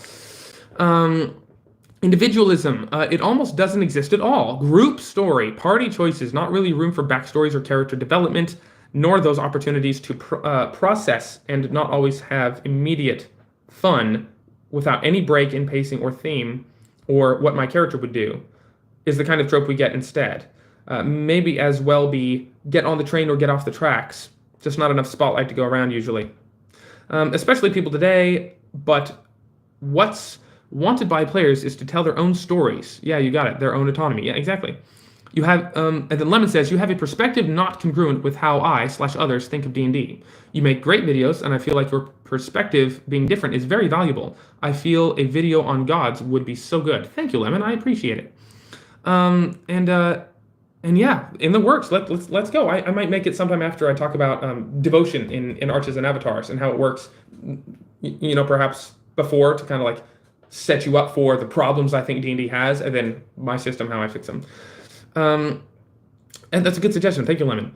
That sounds like the purpose of my deity aspects of worship. Yes, reversed. Gods/powers.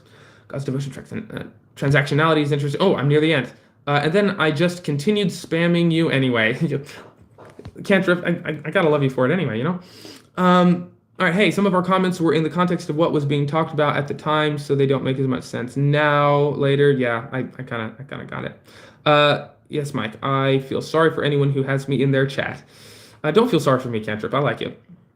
What do you think about permanent death and revival spells resurrection and death saves? Another layer to the death anchoring to the game thing. With less focus on the individual character, you get more engagement with the setting around that character and everything other than their solipsisms.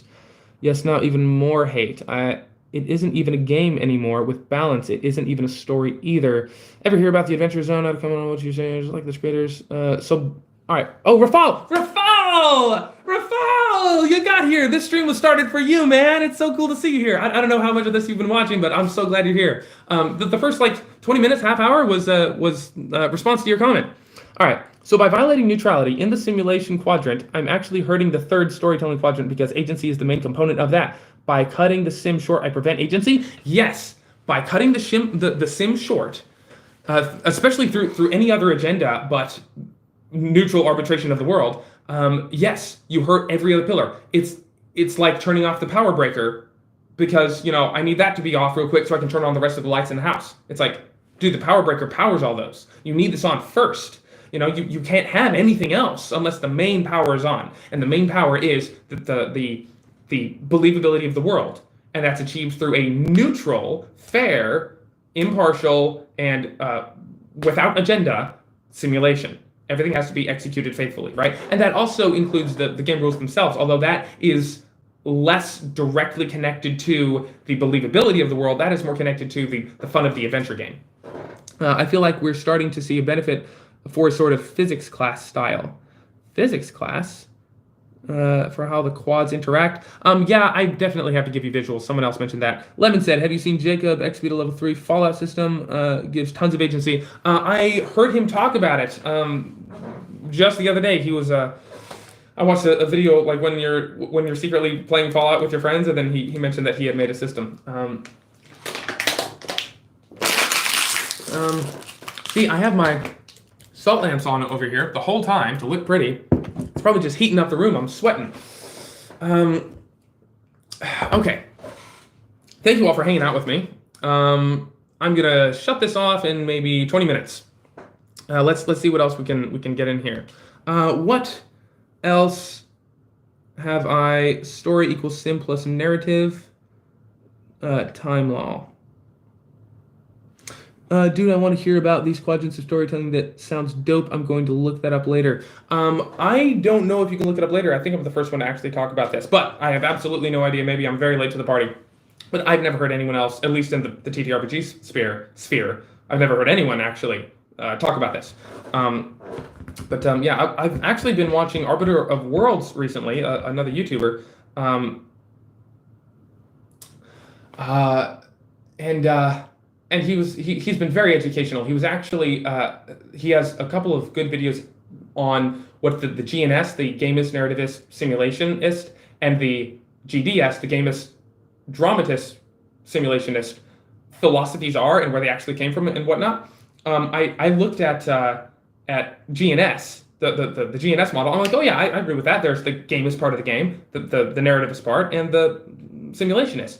And I had no idea that there was like that actually had an agenda and there was stuff behind that, right? So I don't actually agree with the author's actual beliefs on the GNS system. I just agree that there is gamist, narrativist, and simulationist properties of the Arch game.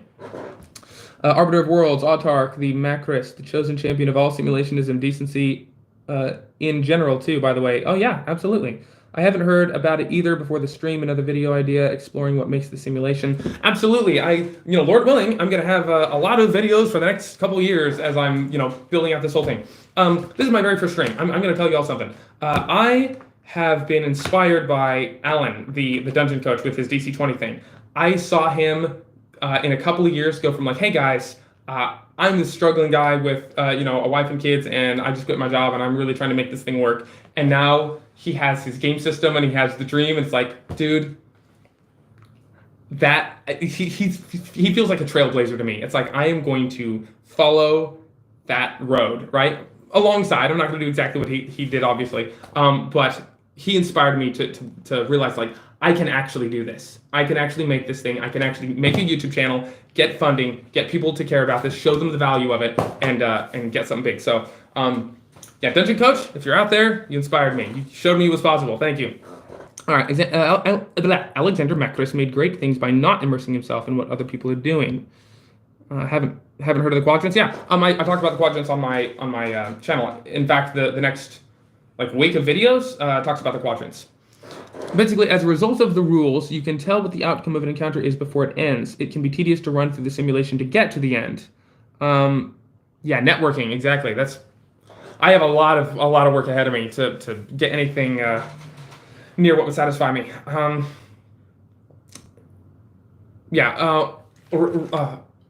Rafal's original comment was about that hey, if you go through a combat encounter and the outcome of the combat encounter is known, like the characters have won and there are just a couple of kobolds left, isn't it better to just kind of skip over that and say, okay, you killed the kobolds, or maybe you still fight, but the GM reduces the HP of the kobolds, or something like that, something to move it along so that the rest of the game is gotten to quicker.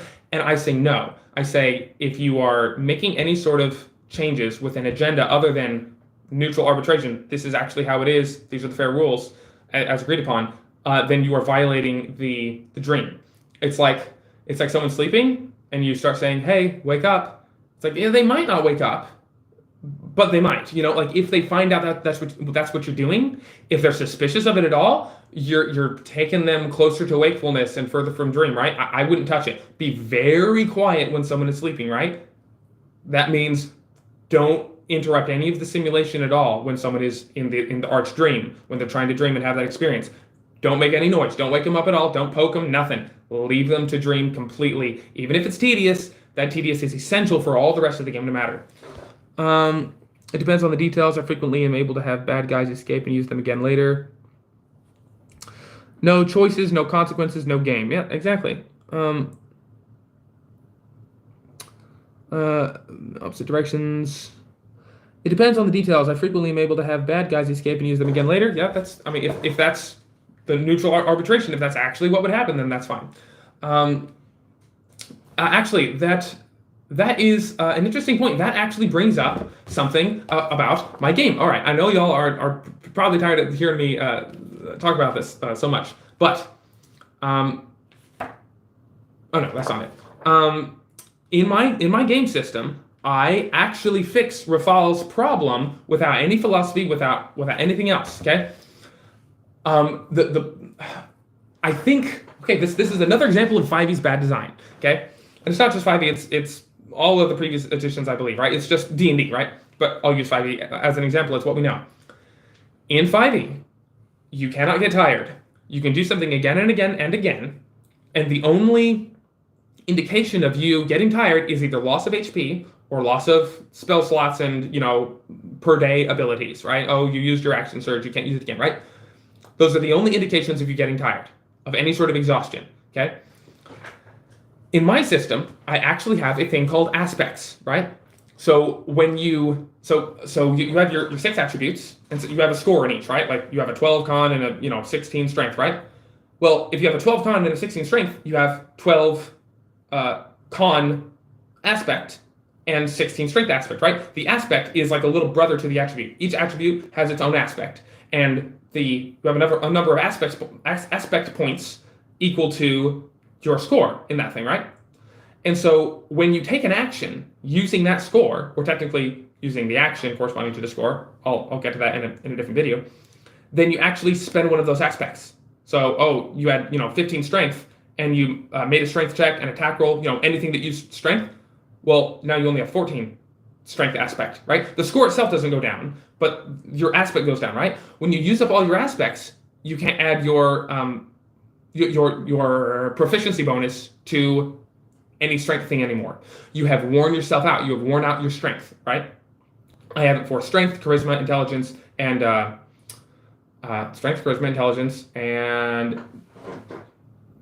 dexterity, right? So, because I actually have a mechanized way where every time you roll a strength check, a dex check, charisma check, intelligence check, every time you roll it, you mark off a thing. The way like when you shoot an arrow, you mark off an arrow. You cast a spell, you mark off a spell slot. Anytime you make any sort of check, you mark it off, right? That actually shows your character getting tired. It's actually a valuable resource you're spending, and you don't get it all back when you rest. That's another problem with 5e. You're right. If you're fighting a couple of kobolds in 5e, and after you kill the kobolds, you're going to rest and get it all back, what's the point, right? The problem, the solution there isn't, just skip the kobolds. The solution is don't give them everything back when they rest. Make that decision to fight those kobolds. Hey, do we fight them or do we let them go? Well, if we fight them, that might be another couple of rounds of combat. I might have to spend 4 or 5 more aspects for those attack rolls. That means I'm more tired later. That way, it's a meaningful, interesting choice, right? The solution isn't to just hand wave because it's boring. The solution is to make it not boring. Make it a meaningful choice, right? So just the change of just adding aspects to my game where you have a certain number of times you can take the same action and then you're tired and you can still take it, but you don't add any proficiency. You're worse at it. You're tired, right? It works with intelligence, speech checks, all of it. That actually makes choices to make skill checks and attacks and all this stuff meaningful. You're actually, looking at it and saying, hey, can I afford to do this, right? The whole thing of searching for traps or something, right? If you're in a dungeon or a room or something, you're like, all right, I want to search the place. I want to search every nook and cranny, every inch of every room until I find, the thing. What's the GM going to say? Like, yeah, I guess you do that. There's nothing to stop you. I mean, the most they can say is, well, that takes a long time. Maybe a wandering monster or a passing guard finds you, right? That's the most they can do. They have to, there are YouTube videos telling GMs how to get around the fact that players take unlimited actions. And they just keep, they call it dogpiling checks, where this person makes a check. Like, I try to knock down the door. It's like, oh, I don't do it. He rolls and fails. It's like, okay, well, I try again. It's like, okay, it's like, what's the point of rolling? Why are we rolling? If you can just, roll, and then if you don't succeed, you do it again, or the barbarian tries, he fails, well, someone else will try. Everyone just keeps trying until it happens. First of all, that's silly.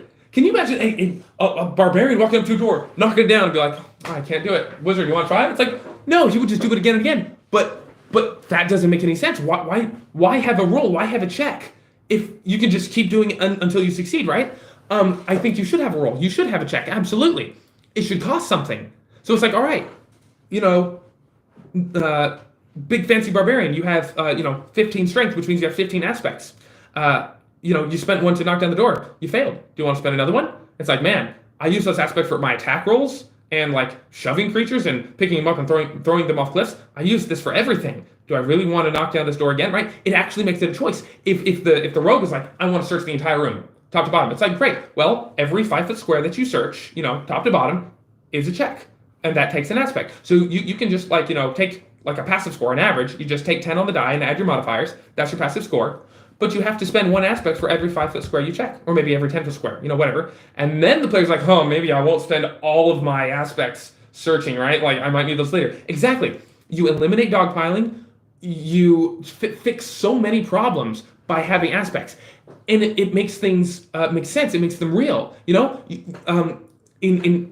5e, some common GM advice is don't let the player just keep rolling again and again. You roll. I've heard this. When you make a roll, that represents your best attempt, and if and you don't get to repeat it, it's like, all right, well, when do I?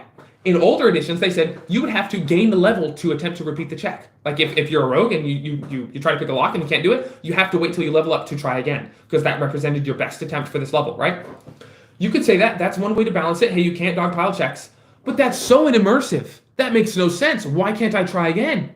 The barbarian trying to knock down a door, you're telling me repeated efforts will yield nothing, but someone else can come and try and that might work? What? Makes zero sense. It breaks the simulation. It's not good advice. But GMs don't have any 5e GMs don't have any other options. They're like, well, I mean, there's nothing else to do. I guess we just let him dogpile, or maybe someone else has to try, or maybe we let him do it at disadvantage, or maybe there's some artificial complication like, oh, well, the guards are alerted. Like, they have to come up with all these solutions to the problem. But if you just fix the problem, you don't need any more solutions, right? I think there will be very few people making YouTube videos about A&A because it's not broken. You don't need tons of advice on how to fix it. It's not broken. So many things are fixed with single mechanics. Here's this one thing. It fixes a whole bunch of stuff, right? And you only get like 1 or 2 or maybe 3 aspects when resting. So you can spend 10 in a day and you get back 3, right? So over time, you're actually getting tired. I don't have an adventuring day. I have an adventuring week. You have multiple encounters over the course of that whole time, and then you're like, all right, guys, we're out of aspects. We're not using our proficiency for stuff anymore. We're weak. We're tired, and now we have to fight a boss. It actually makes it difficult. It gives you meaningful choices. Like, how far are we going? There's even an optional rule where you can choose. Oh, and thank you for liking. You can choose to not spend an aspect when you're making a check, to not spend your proficiency bonus on something to save it for later. And an example, like for high level play, I came up with this a long time ago for this like one scenario. Made me think of this whole thing. I think it was that, okay, if you have a high level party, right, and they're on their way to kill a white dragon in the mountains, right, and they're like a 12th level party, and it's CR whatever, it's equal CR, and on the way the GM wants to soften them up, so he's like, all right, I'm gonna send in some goblins. The goblins are 0 challenge. The players just cleave through them and then get to the dragon. And I was thinking, how do you make that challenging? It's not it's not realistic. It's not believable. The simulation is broken when they just plow through the goblins with total ease, right? It doesn't make sense.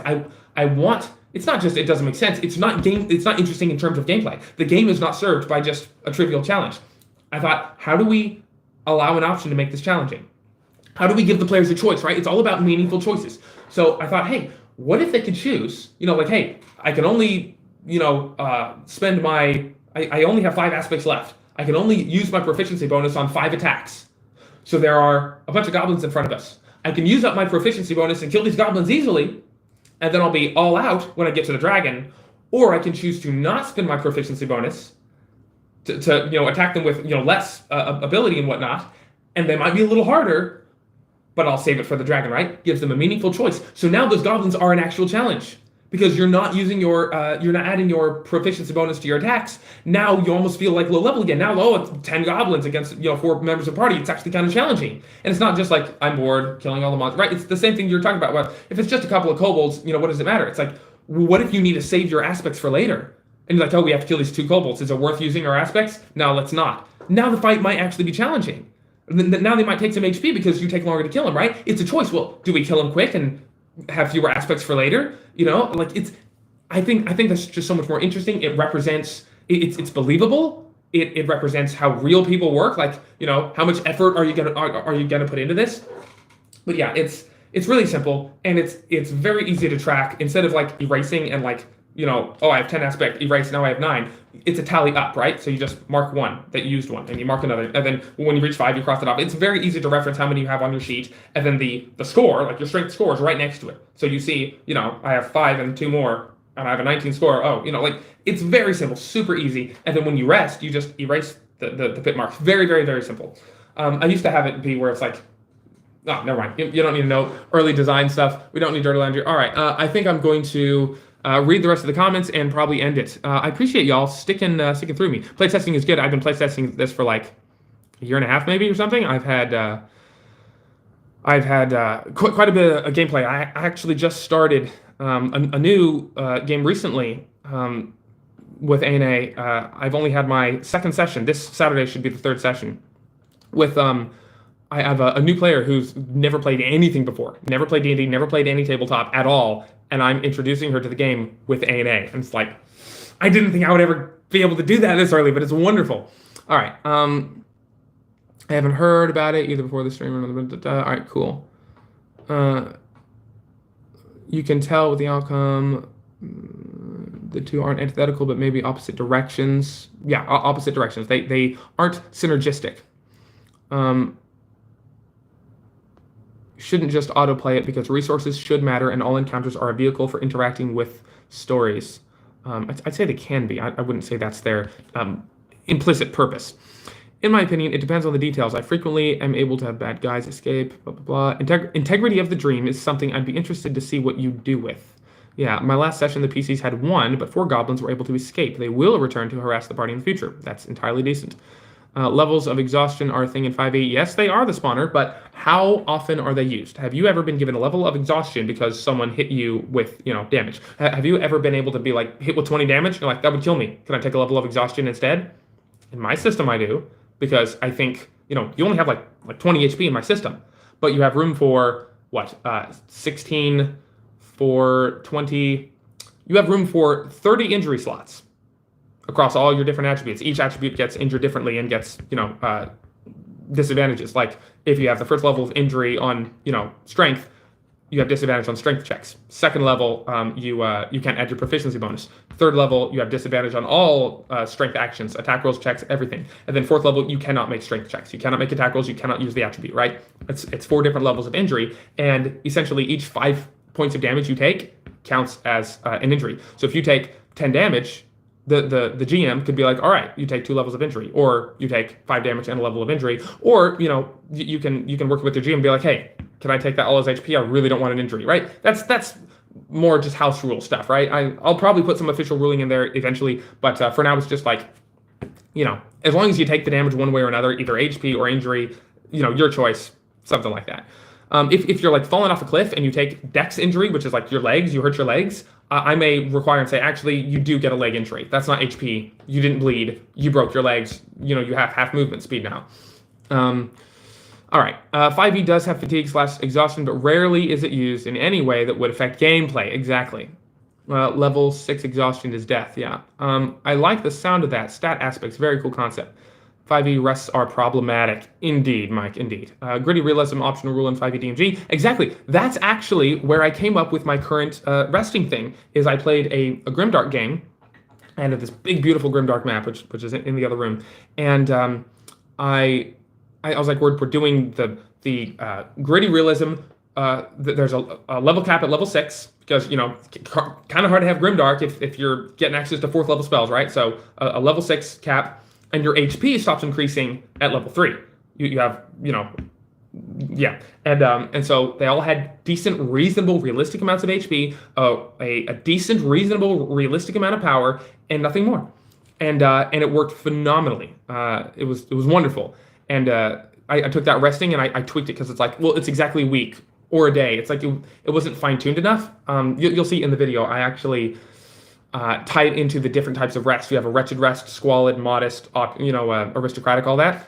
The higher rest you get, the more you pay for your rest, the more HP and aspects you regain. And so if you go to a tavern, the most they're going to have is modest, right? If you're out in a dungeon or the wilderness, it's like wretched, squalid, maybe poor if you have a tent and a fire. You have to go to a big city to get something like wealthy, comfortable, wealthy, aristocratic, right? So it actually incentivizes you to spend your gold, spend a lot of gold in a big city to get some really good accommodations. And it limits what you can get in the wild, because a big problem, here's another problem that ANA fixes with this.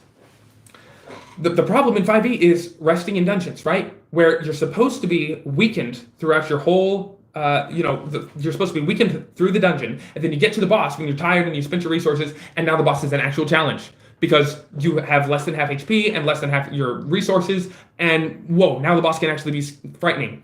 What players do every single time is they just find a room and rest in it, and then get to full and just wipe out the boss. And they think that that's how it's supposed to work. It's like, no, this is supposed to be challenging. This is supposed to be thrilling. This is supposed to be dangerous. It's not supposed to be easy. Oh, thank you for liking. Again, so, like, I don't know who told players that this is how you're supposed to do it. You're absolutely not. So what GMs have to do, they have to go on YouTube and give people advice on how to avoid this problem that 5e has. And they're like, oh, well, make passing monsters, or, make this optional house rule where you have to rest in a safe place, which doesn't make any sense. What? I can't sleep here? What the heck? What's going on? Why not? Any sort of real, believable diegetic simulation reason why I can't rest here? No? Okay, arbitrary game rules for the sake of balance, right? You're in the game and you're not in the dream anymore, right? So I don't like that either. It's like, well, here's how you limit, Liamon's tiny hut. Here's how you limit this and that. They have all these, oh, thank you for liking again, wow. They have all these artificial solutions to the problem. Just get rid of the problem, and you don't need to watch a dozen hours of YouTube videos telling you how to fix 5e. Just get rid of the problem. If you sleep in a dungeon, that counts as a wretched rest. In my rules, you get back no HP and no aspects when you have a wretched rest. The only thing you do is stave off exhaustion from not resting. If you don't rest at all, you get exhaustion. But if you rest, and it's wretched, you don't get exhaustion. That's all you get. If you have a squalid rest, which is the equivalent of like sleeping in a stable, so it's like, well, you weren't getting rained on. Well, then you regain 1 HP and 1 aspect. That's it. If you have, what's squalid poor? I think poor is the next one. If you have a poor rest, then you regain 2 HP, 2 aspects. If you have a modest rest, it's 3, right? And it goes all the way up to 6 and 6. So that way, it's like, no, this actually, it's simulationist. It makes sense. If you're in a dungeon, you're not going to rest as well. You're going to get something, but you're not going to get as much as if you were in, a 5-star hotel and it was an aristocratic rest and you get back 6 HP, right? 6 times as much. That's a pretty big difference, especially when they only have 20 HP. 3 nights there is worth, 20 nights over here, right?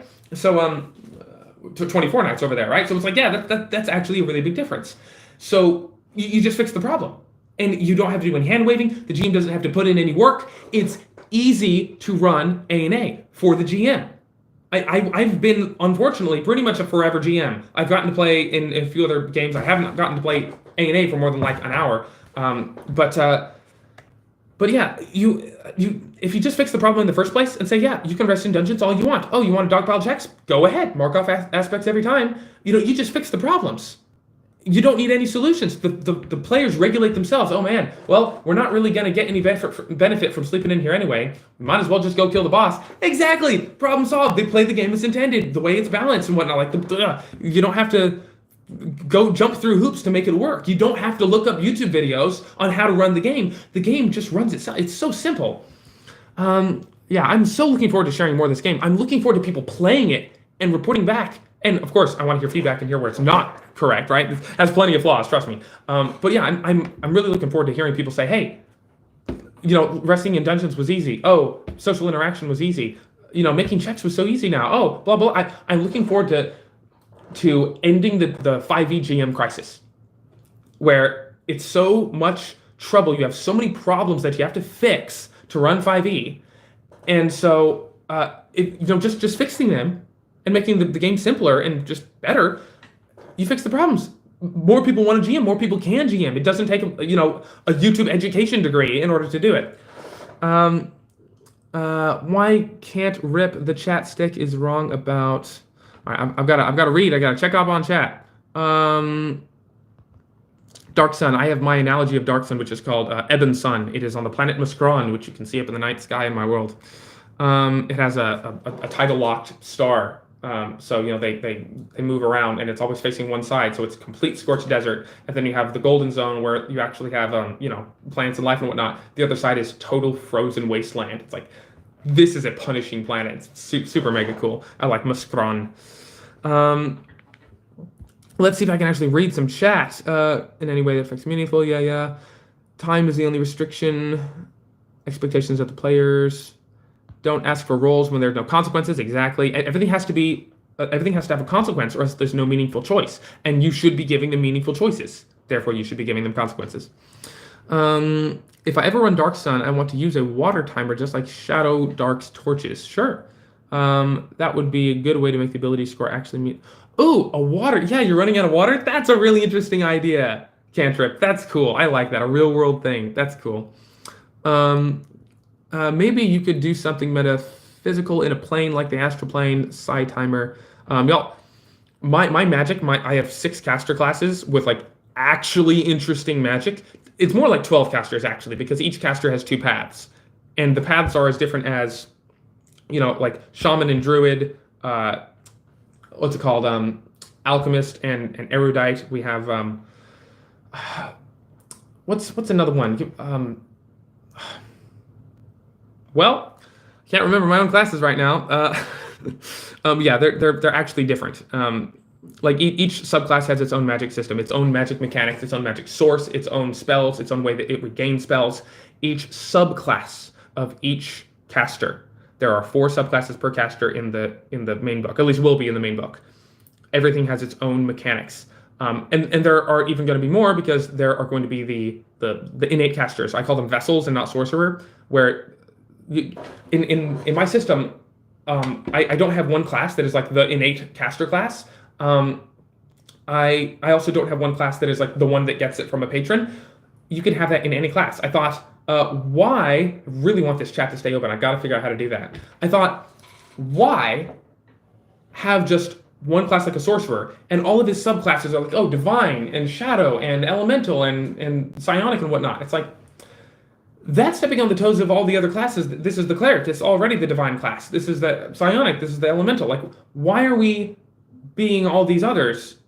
Like, it made more sense to me if you could be a cleric through training, or you could be a cleric by being chosen by some entity, some angel, like by birth, right? So you have it innate in you. You're still a cleric.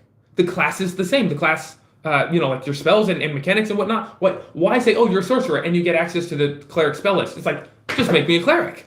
Just say I am an innate caster cleric instead of a learned caster cleric. I didn't learn it. I was born with it. And I do that for all of the classes. You have a vessel, you have a sorcerer class for version of all of them. You have the innate druid, you have the innate shaman, the innate arcanist, alchemist, blah, blah, blah. You have all of them that are innate. And likewise, you have a patron version of each of them. It's like, hey, I could be a druid because I have a connection with like, nature and animals and blah, blah, blah. Or there was this like dryad or like the great mother tree or some nature dragon or whatnot. And I serve them, and then they give me my powers, right? Every single class has the ability to be innate or learned or get their thing from a patron, right? I thought, like, why put that in one class? You have to be a warlock. It's like, no, let the cleric have a patron. Let the arcanist have a patron. It's like, the arcanist, arcane means like hidden knowledge. And so the arcanist like meditates and sends their mind to the plane of thought and gathers thoughts there and pulls them in and like wields the thoughts and makes them real. So he takes the thoughts of like swords and bloody death, and then he casts a spell that conjures blood, swords that chop people up, right? He took the thought and made it real. But some thoughts can be sentient. Some thoughts can be carnivorous. Some thoughts can be hungry. And so they may hitch a ride and get in there. It's like, oh, I have this errant thought in my head. It's like, oh no, who are you? And it's like, I am the great old one, Bill. It's like, what? And it's like, so that's your patron. Or you can be the numinist. They are the soul mage, right? They take, it's the whole like Skyrim soul trapping stuff. You soul trap either people on Earth. You can pull souls from people's afterlife. You can pull wandering souls. You can do all sorts of things. Pull souls from the underworld. Different subclasses pull souls from different places. But if you go to there's one of my favorite subclasses of the numinist in my system, the soul mage, where they open portals and they open portals to other people's afterlives, right? And so there's like, the good afterlife, like, Elysium or something, or I'll say the good afterlife of Mount Celestia. And then there's like Infernus. I don't call it the Nine Hells, I call it Infernus. So there's the Infernal Realm, and there are those souls there. So you, with your subclass, you can choose which portal you open and where you pull these souls from. So you can be like, all right, I'm going to pull like a little soul, like a first level spell. I'm going to pull a little soul or a little bit of soul material from Mount Celestia. And like every time you prepare your spells in the morning, which is like realistically, diegetically, I actually tell you what preparing your spells is, unlike 5e. It's like you memorize it. It's like, oh, I actually tell you what preparing your spells are. You're opening portals to other planes and pulling souls. and then weaving them into spells. That is what preparing your spells are. With every class, I tell you what preparing your spells actually is. It's believable. It's realistic. It makes sense. So anyway, you can the larger spell slot you pull from that plane, the higher the chance is, because every time you do it, you roll to see if someone on that plane notices. And the larger you get, a 3rd level spell, 4th level spell, 5th level spell, that chance starts to get pretty high, and then an entity of that plane might notice you. So you get like a planetary diva, an actual angel. It's like, hold on, someone's making portals in here. I see him. And so he like reaches in, like grabs your hand, he comes in the portal, and you're like, oh no, like you roll a 1 or you fail, and the GM describes this angel like coming through the portal and being like, grab you by the throat. It's like, what are you doing stealing souls from our afterlife? It's like, I really didn't mean to. It's like, there's a level of risk. And so, yeah, you can fight them, you can bribe them. Each entity from each of the 8 afterlives all want different things, right? The angel may say, you shall now devote yourself to service and, service of good and law, and you shall be good and do all these things. He may give you a checklist, which can be like in the Archmaster's Archive, which is my version of the DMG. It can be in the Archmaster's book, and so he opens it and he's like, all right, here are the things he wants you to do so that he won't come and smite you in your sleep. It's like, okay, I'll do it. So now you have a patron, kind of unwillingly, but you got it. And then you can choose to like, okay, I'm going to take the souls from Infernus. So you open that portal and you go into the infernal realm and like, okay, and then there's like an imp or any sort of fiend in there. It's like, hey, what you doing? You've been stealing souls. That's a violation of cosmic law. It's like, you need to sign this contract to deliver at least 20 souls to us before next month, or your soul is forfeit. Or else, I'm gonna come in here and kill you right now. So you can have like an encounter with him and like make hostile like the fiends of Infernus, because like, who's this guy stealing souls and not accepting contracts? So it's like, that may be kind of risky to fight him, but it's like, okay, I sell away my soul, or maybe like I'll go get souls for you. Like, you have a patron. I think that's so much more interesting when you can actually get it during gameplay. You don't have to choose it at level 1. You don't have to just say, oh, I'm a warlock. Like, you can, absolutely. You can say, hey, GM, I want this patron. It's like, cool, here's the patron. He's an imp or a devil or a fiend or whatnot. Here are the jobs. Absolutely, just like 5e. We're not taking away anything. You can absolutely play the same kind of thing you do in 5e. But you can play a cleric, a numinist, a tetrarch, a shaman. Cool. Did the live stream stop? No, it didn't stop. Cool. I just disconnected and got reconnected. You can do all of these things, and let them develop in game. Right. I like in-depth, cool cool character customization and character creation. I really, really like it. This has more steps in it than 5e because there's just more customization. Your background is made of like 4 parts, and then you get a pursuit. It's kind of like a hobby. You can be blacksmith, alchemist, minstrel, and get a little bardic magic, a little like song of rest for your allies. You can have it regardless of your class. I give you a lot of customization in this, but I want you to be able to get stuff as you go. Because what's the point of locking everything at level 1 and then just waiting for it all to play out? And I'm just sitting here waiting to level up. It's like, no, what if you actually get to choose stuff as you go? Like, okay, I never thought I'd have a patron, but this happened. I know, am I going to get it? You're like, I think it's so much more interesting to have choices as you go instead of all the choices being front-loaded at level 1. That's how I do it. That's how I think about it. Thank you all for staying here this long. This is amazing.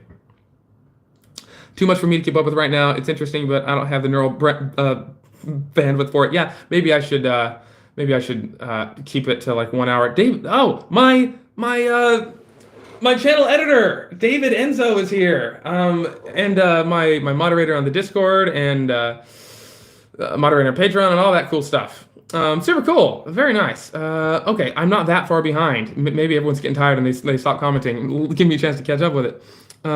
Just a modifier for that ability. Side timer. All right. How you allocate these stat aspects would be the real art of how well that works. Exactly. Playtesting is good. Already at the idea of marketing through controversial debate. Kind of. Why can't rip the chat stick is wrong about? Put where you think is right.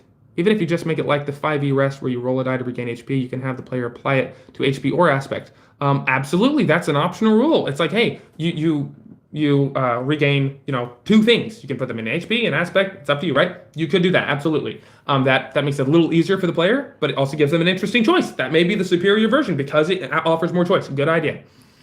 Might be done as kobolds. Now my kobolds are just different than everyone else's kobolds. Like action points, but more like skill points if these terms don't overlap in an industry full of games. Yeah. I'm going to have to see how these aspects work, probably visually. I have a character sheet and I have a playtest document if you want to join the Patreon. Heck, even as a free member, I might give you all access to just the basic rules. It's like 10 pages of just the basics, no character creation options, but just like, here's how the game plays. I might give you access to that if you join the Patreon just as a free member.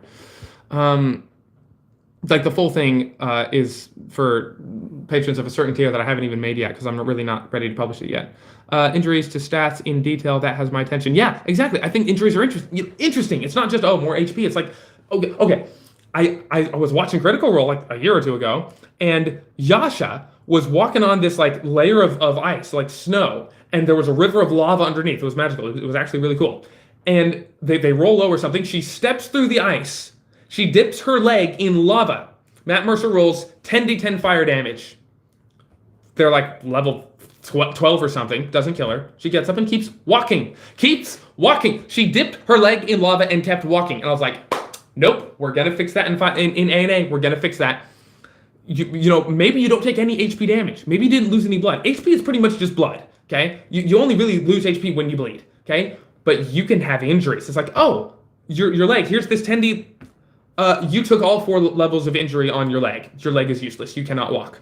That would make much more sense. You didn't die. You didn't bleed. Your heart didn't stop beating. You cannot use your leg. That is much more interesting.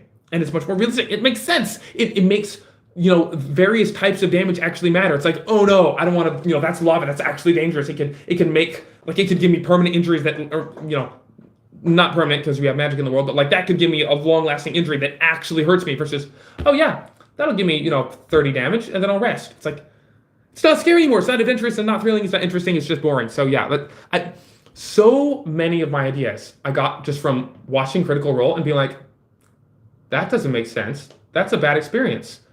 That hurts their experience. They would have more fun if it was different. I came up with how it could be different, and that's pretty much how A&A was made. I'm playing my own games and watching Critical Role and being like, it would be better if it worked like this. And then, I kind of want to see Matt Mercer and crew run this maybe in a couple of years when it's actually made. And I just want to see them be like, oh, wow, that's not a problem anymore. Oh, that's not an issue either. Oh, that's not, oh, wow, different. Wow, injuries and detail, blah, blah. It sounds similar to old school Shadowrun damage, maybe. 80% of 5e players, if I want to worry about real life problems, I wouldn't be playing a game. Simulation needs to be sexy again, yeah.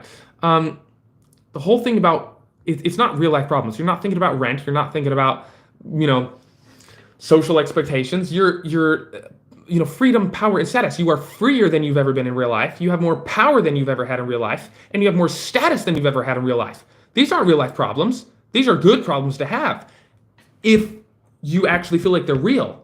Because if you don't feel like it's real, it feels like a chore. Every combat, every danger, every inconvenience feels like a chore unless you think that it's actually real and that you're in the world and, this goblin's actually trying to kill you and take your treasure, which you could go home and spend on your castle. It's like, oh, really? Like, now it's personal because it's real. If it's like, oh, another combat encounter, another random encounter. It's like, random encounters aren't boring in my system because they mean something because you have to, spend aspects. It's like, oh, no, we can't afford this. We're spending our aspects. Let's try to avoid it. It makes an interesting choice. It's not just, oh, slog, great, kill some wolves, and then rest. And then nothing happens. Like, no, that actually matters. But yeah, it's choices, consequence, danger. It actually matters. David Enzo, I hope we get to talk to you about these ideas more often in Discord or something. Yes, absolutely. I have a Discord server that I should probably link on my channel because I originally thought it would just be for patrons, but then it's like, I could have a patron-only section. Anyone who wants can join the Discord. That's a good idea. So yes, I will definitely link that somewhere. The Discord is called Arches and Avatars because it's mostly about my game, but of course there's sections for lore and all other stuff. Lore, philosophy, world building, etc. All right. Ink V19 says, I often think there's conflict between a TTRPG mindset and the video game mindset that often coincides with TTRPG players are going to think in terms of HP. Players will pick on any nuance. Yeah, there's definitely conflict there. I played a lot of video games and I like them, and I think there's a lot of stuff you can pull from video games to um, to add to tabletop. I just think you have to be very careful about it. Players usually only understand that video game mindset, but the RPG, now dismissed to the realm of TTRPG, has become so much smaller and quieter compared to the deafening mass marketing. You've managed to talk and be listened to for nearly an hour and a half. Aspiring musician, thank you. Wait a minute. Aspiring musician, I don't know if I think I recognize that. I might know who that is. Anyway, Kentrip, we'll see if that means he'll make more videos, aspiring or less, lol. What about no classes? That is actually intended, planned one day, perhaps in a supplemental book. I absolutely have a classless system. Okay, here's a pet peeve of mine. You know, I'm all about names and the correct naming of things. I'm a prescriptivist, not a descriptivist. I think there's a correct use of language. Classless does not mean perks and freeform, build your class as you go. That's called a custom class. If you have perks and innate abilities that you have chosen and they stay on your character, you have a class. Like, oh, look, these are my abilities. These are my features. You have a class, buddy. That's not called classless. That is called a custom class. True classless is equipment determines your abilities. You pick up a sword, you use the sword. You pick up a spellbook, you cast a spell. That is classless. You have no abilities. You have no innate anything. You have no perks, nothing. That is true classless. I think Ugly Goblin made a custom class system, and he's calling it classless, and it just irks me. I like the guy. I like what he's doing. I think it's really interesting. But it just irks me that he calls it classless instead of custom class. All right, an hour and a half to be listened to. Yeah, it's 2 hours now and still be listened to. 10 people here after 2 hours. This is phenomenal. Well, 9 people, just as I said it. Wonderful. Maybe patron boons depend and derive almost entirely from story. Patron boons. I would definitely have mechanics for it, because if you make something arbitrary, you make it meaningless. It has to be consistent. It really works. Will he have enough energy to stream like this and also put out 5 videos a day? Dude, I have the next 30 videos scheduled and uploaded already, which is why I keep getting new patrons, and I feel bad because it's like, dude, I won't be able to shout you out for 30 days. I've already made the videos, so maybe I'll be able to find a way to record a thank you clip and insert it at the end. Maybe we'll see. Willie ordered up 5 vids a day. I don't do 5 vids a day. That's a lot of. I'll tell you right now, he has the most drive in a person I've ever seen. Wow, thank you, David. This man has infinite ideas and an uncanny talent for never shutting up.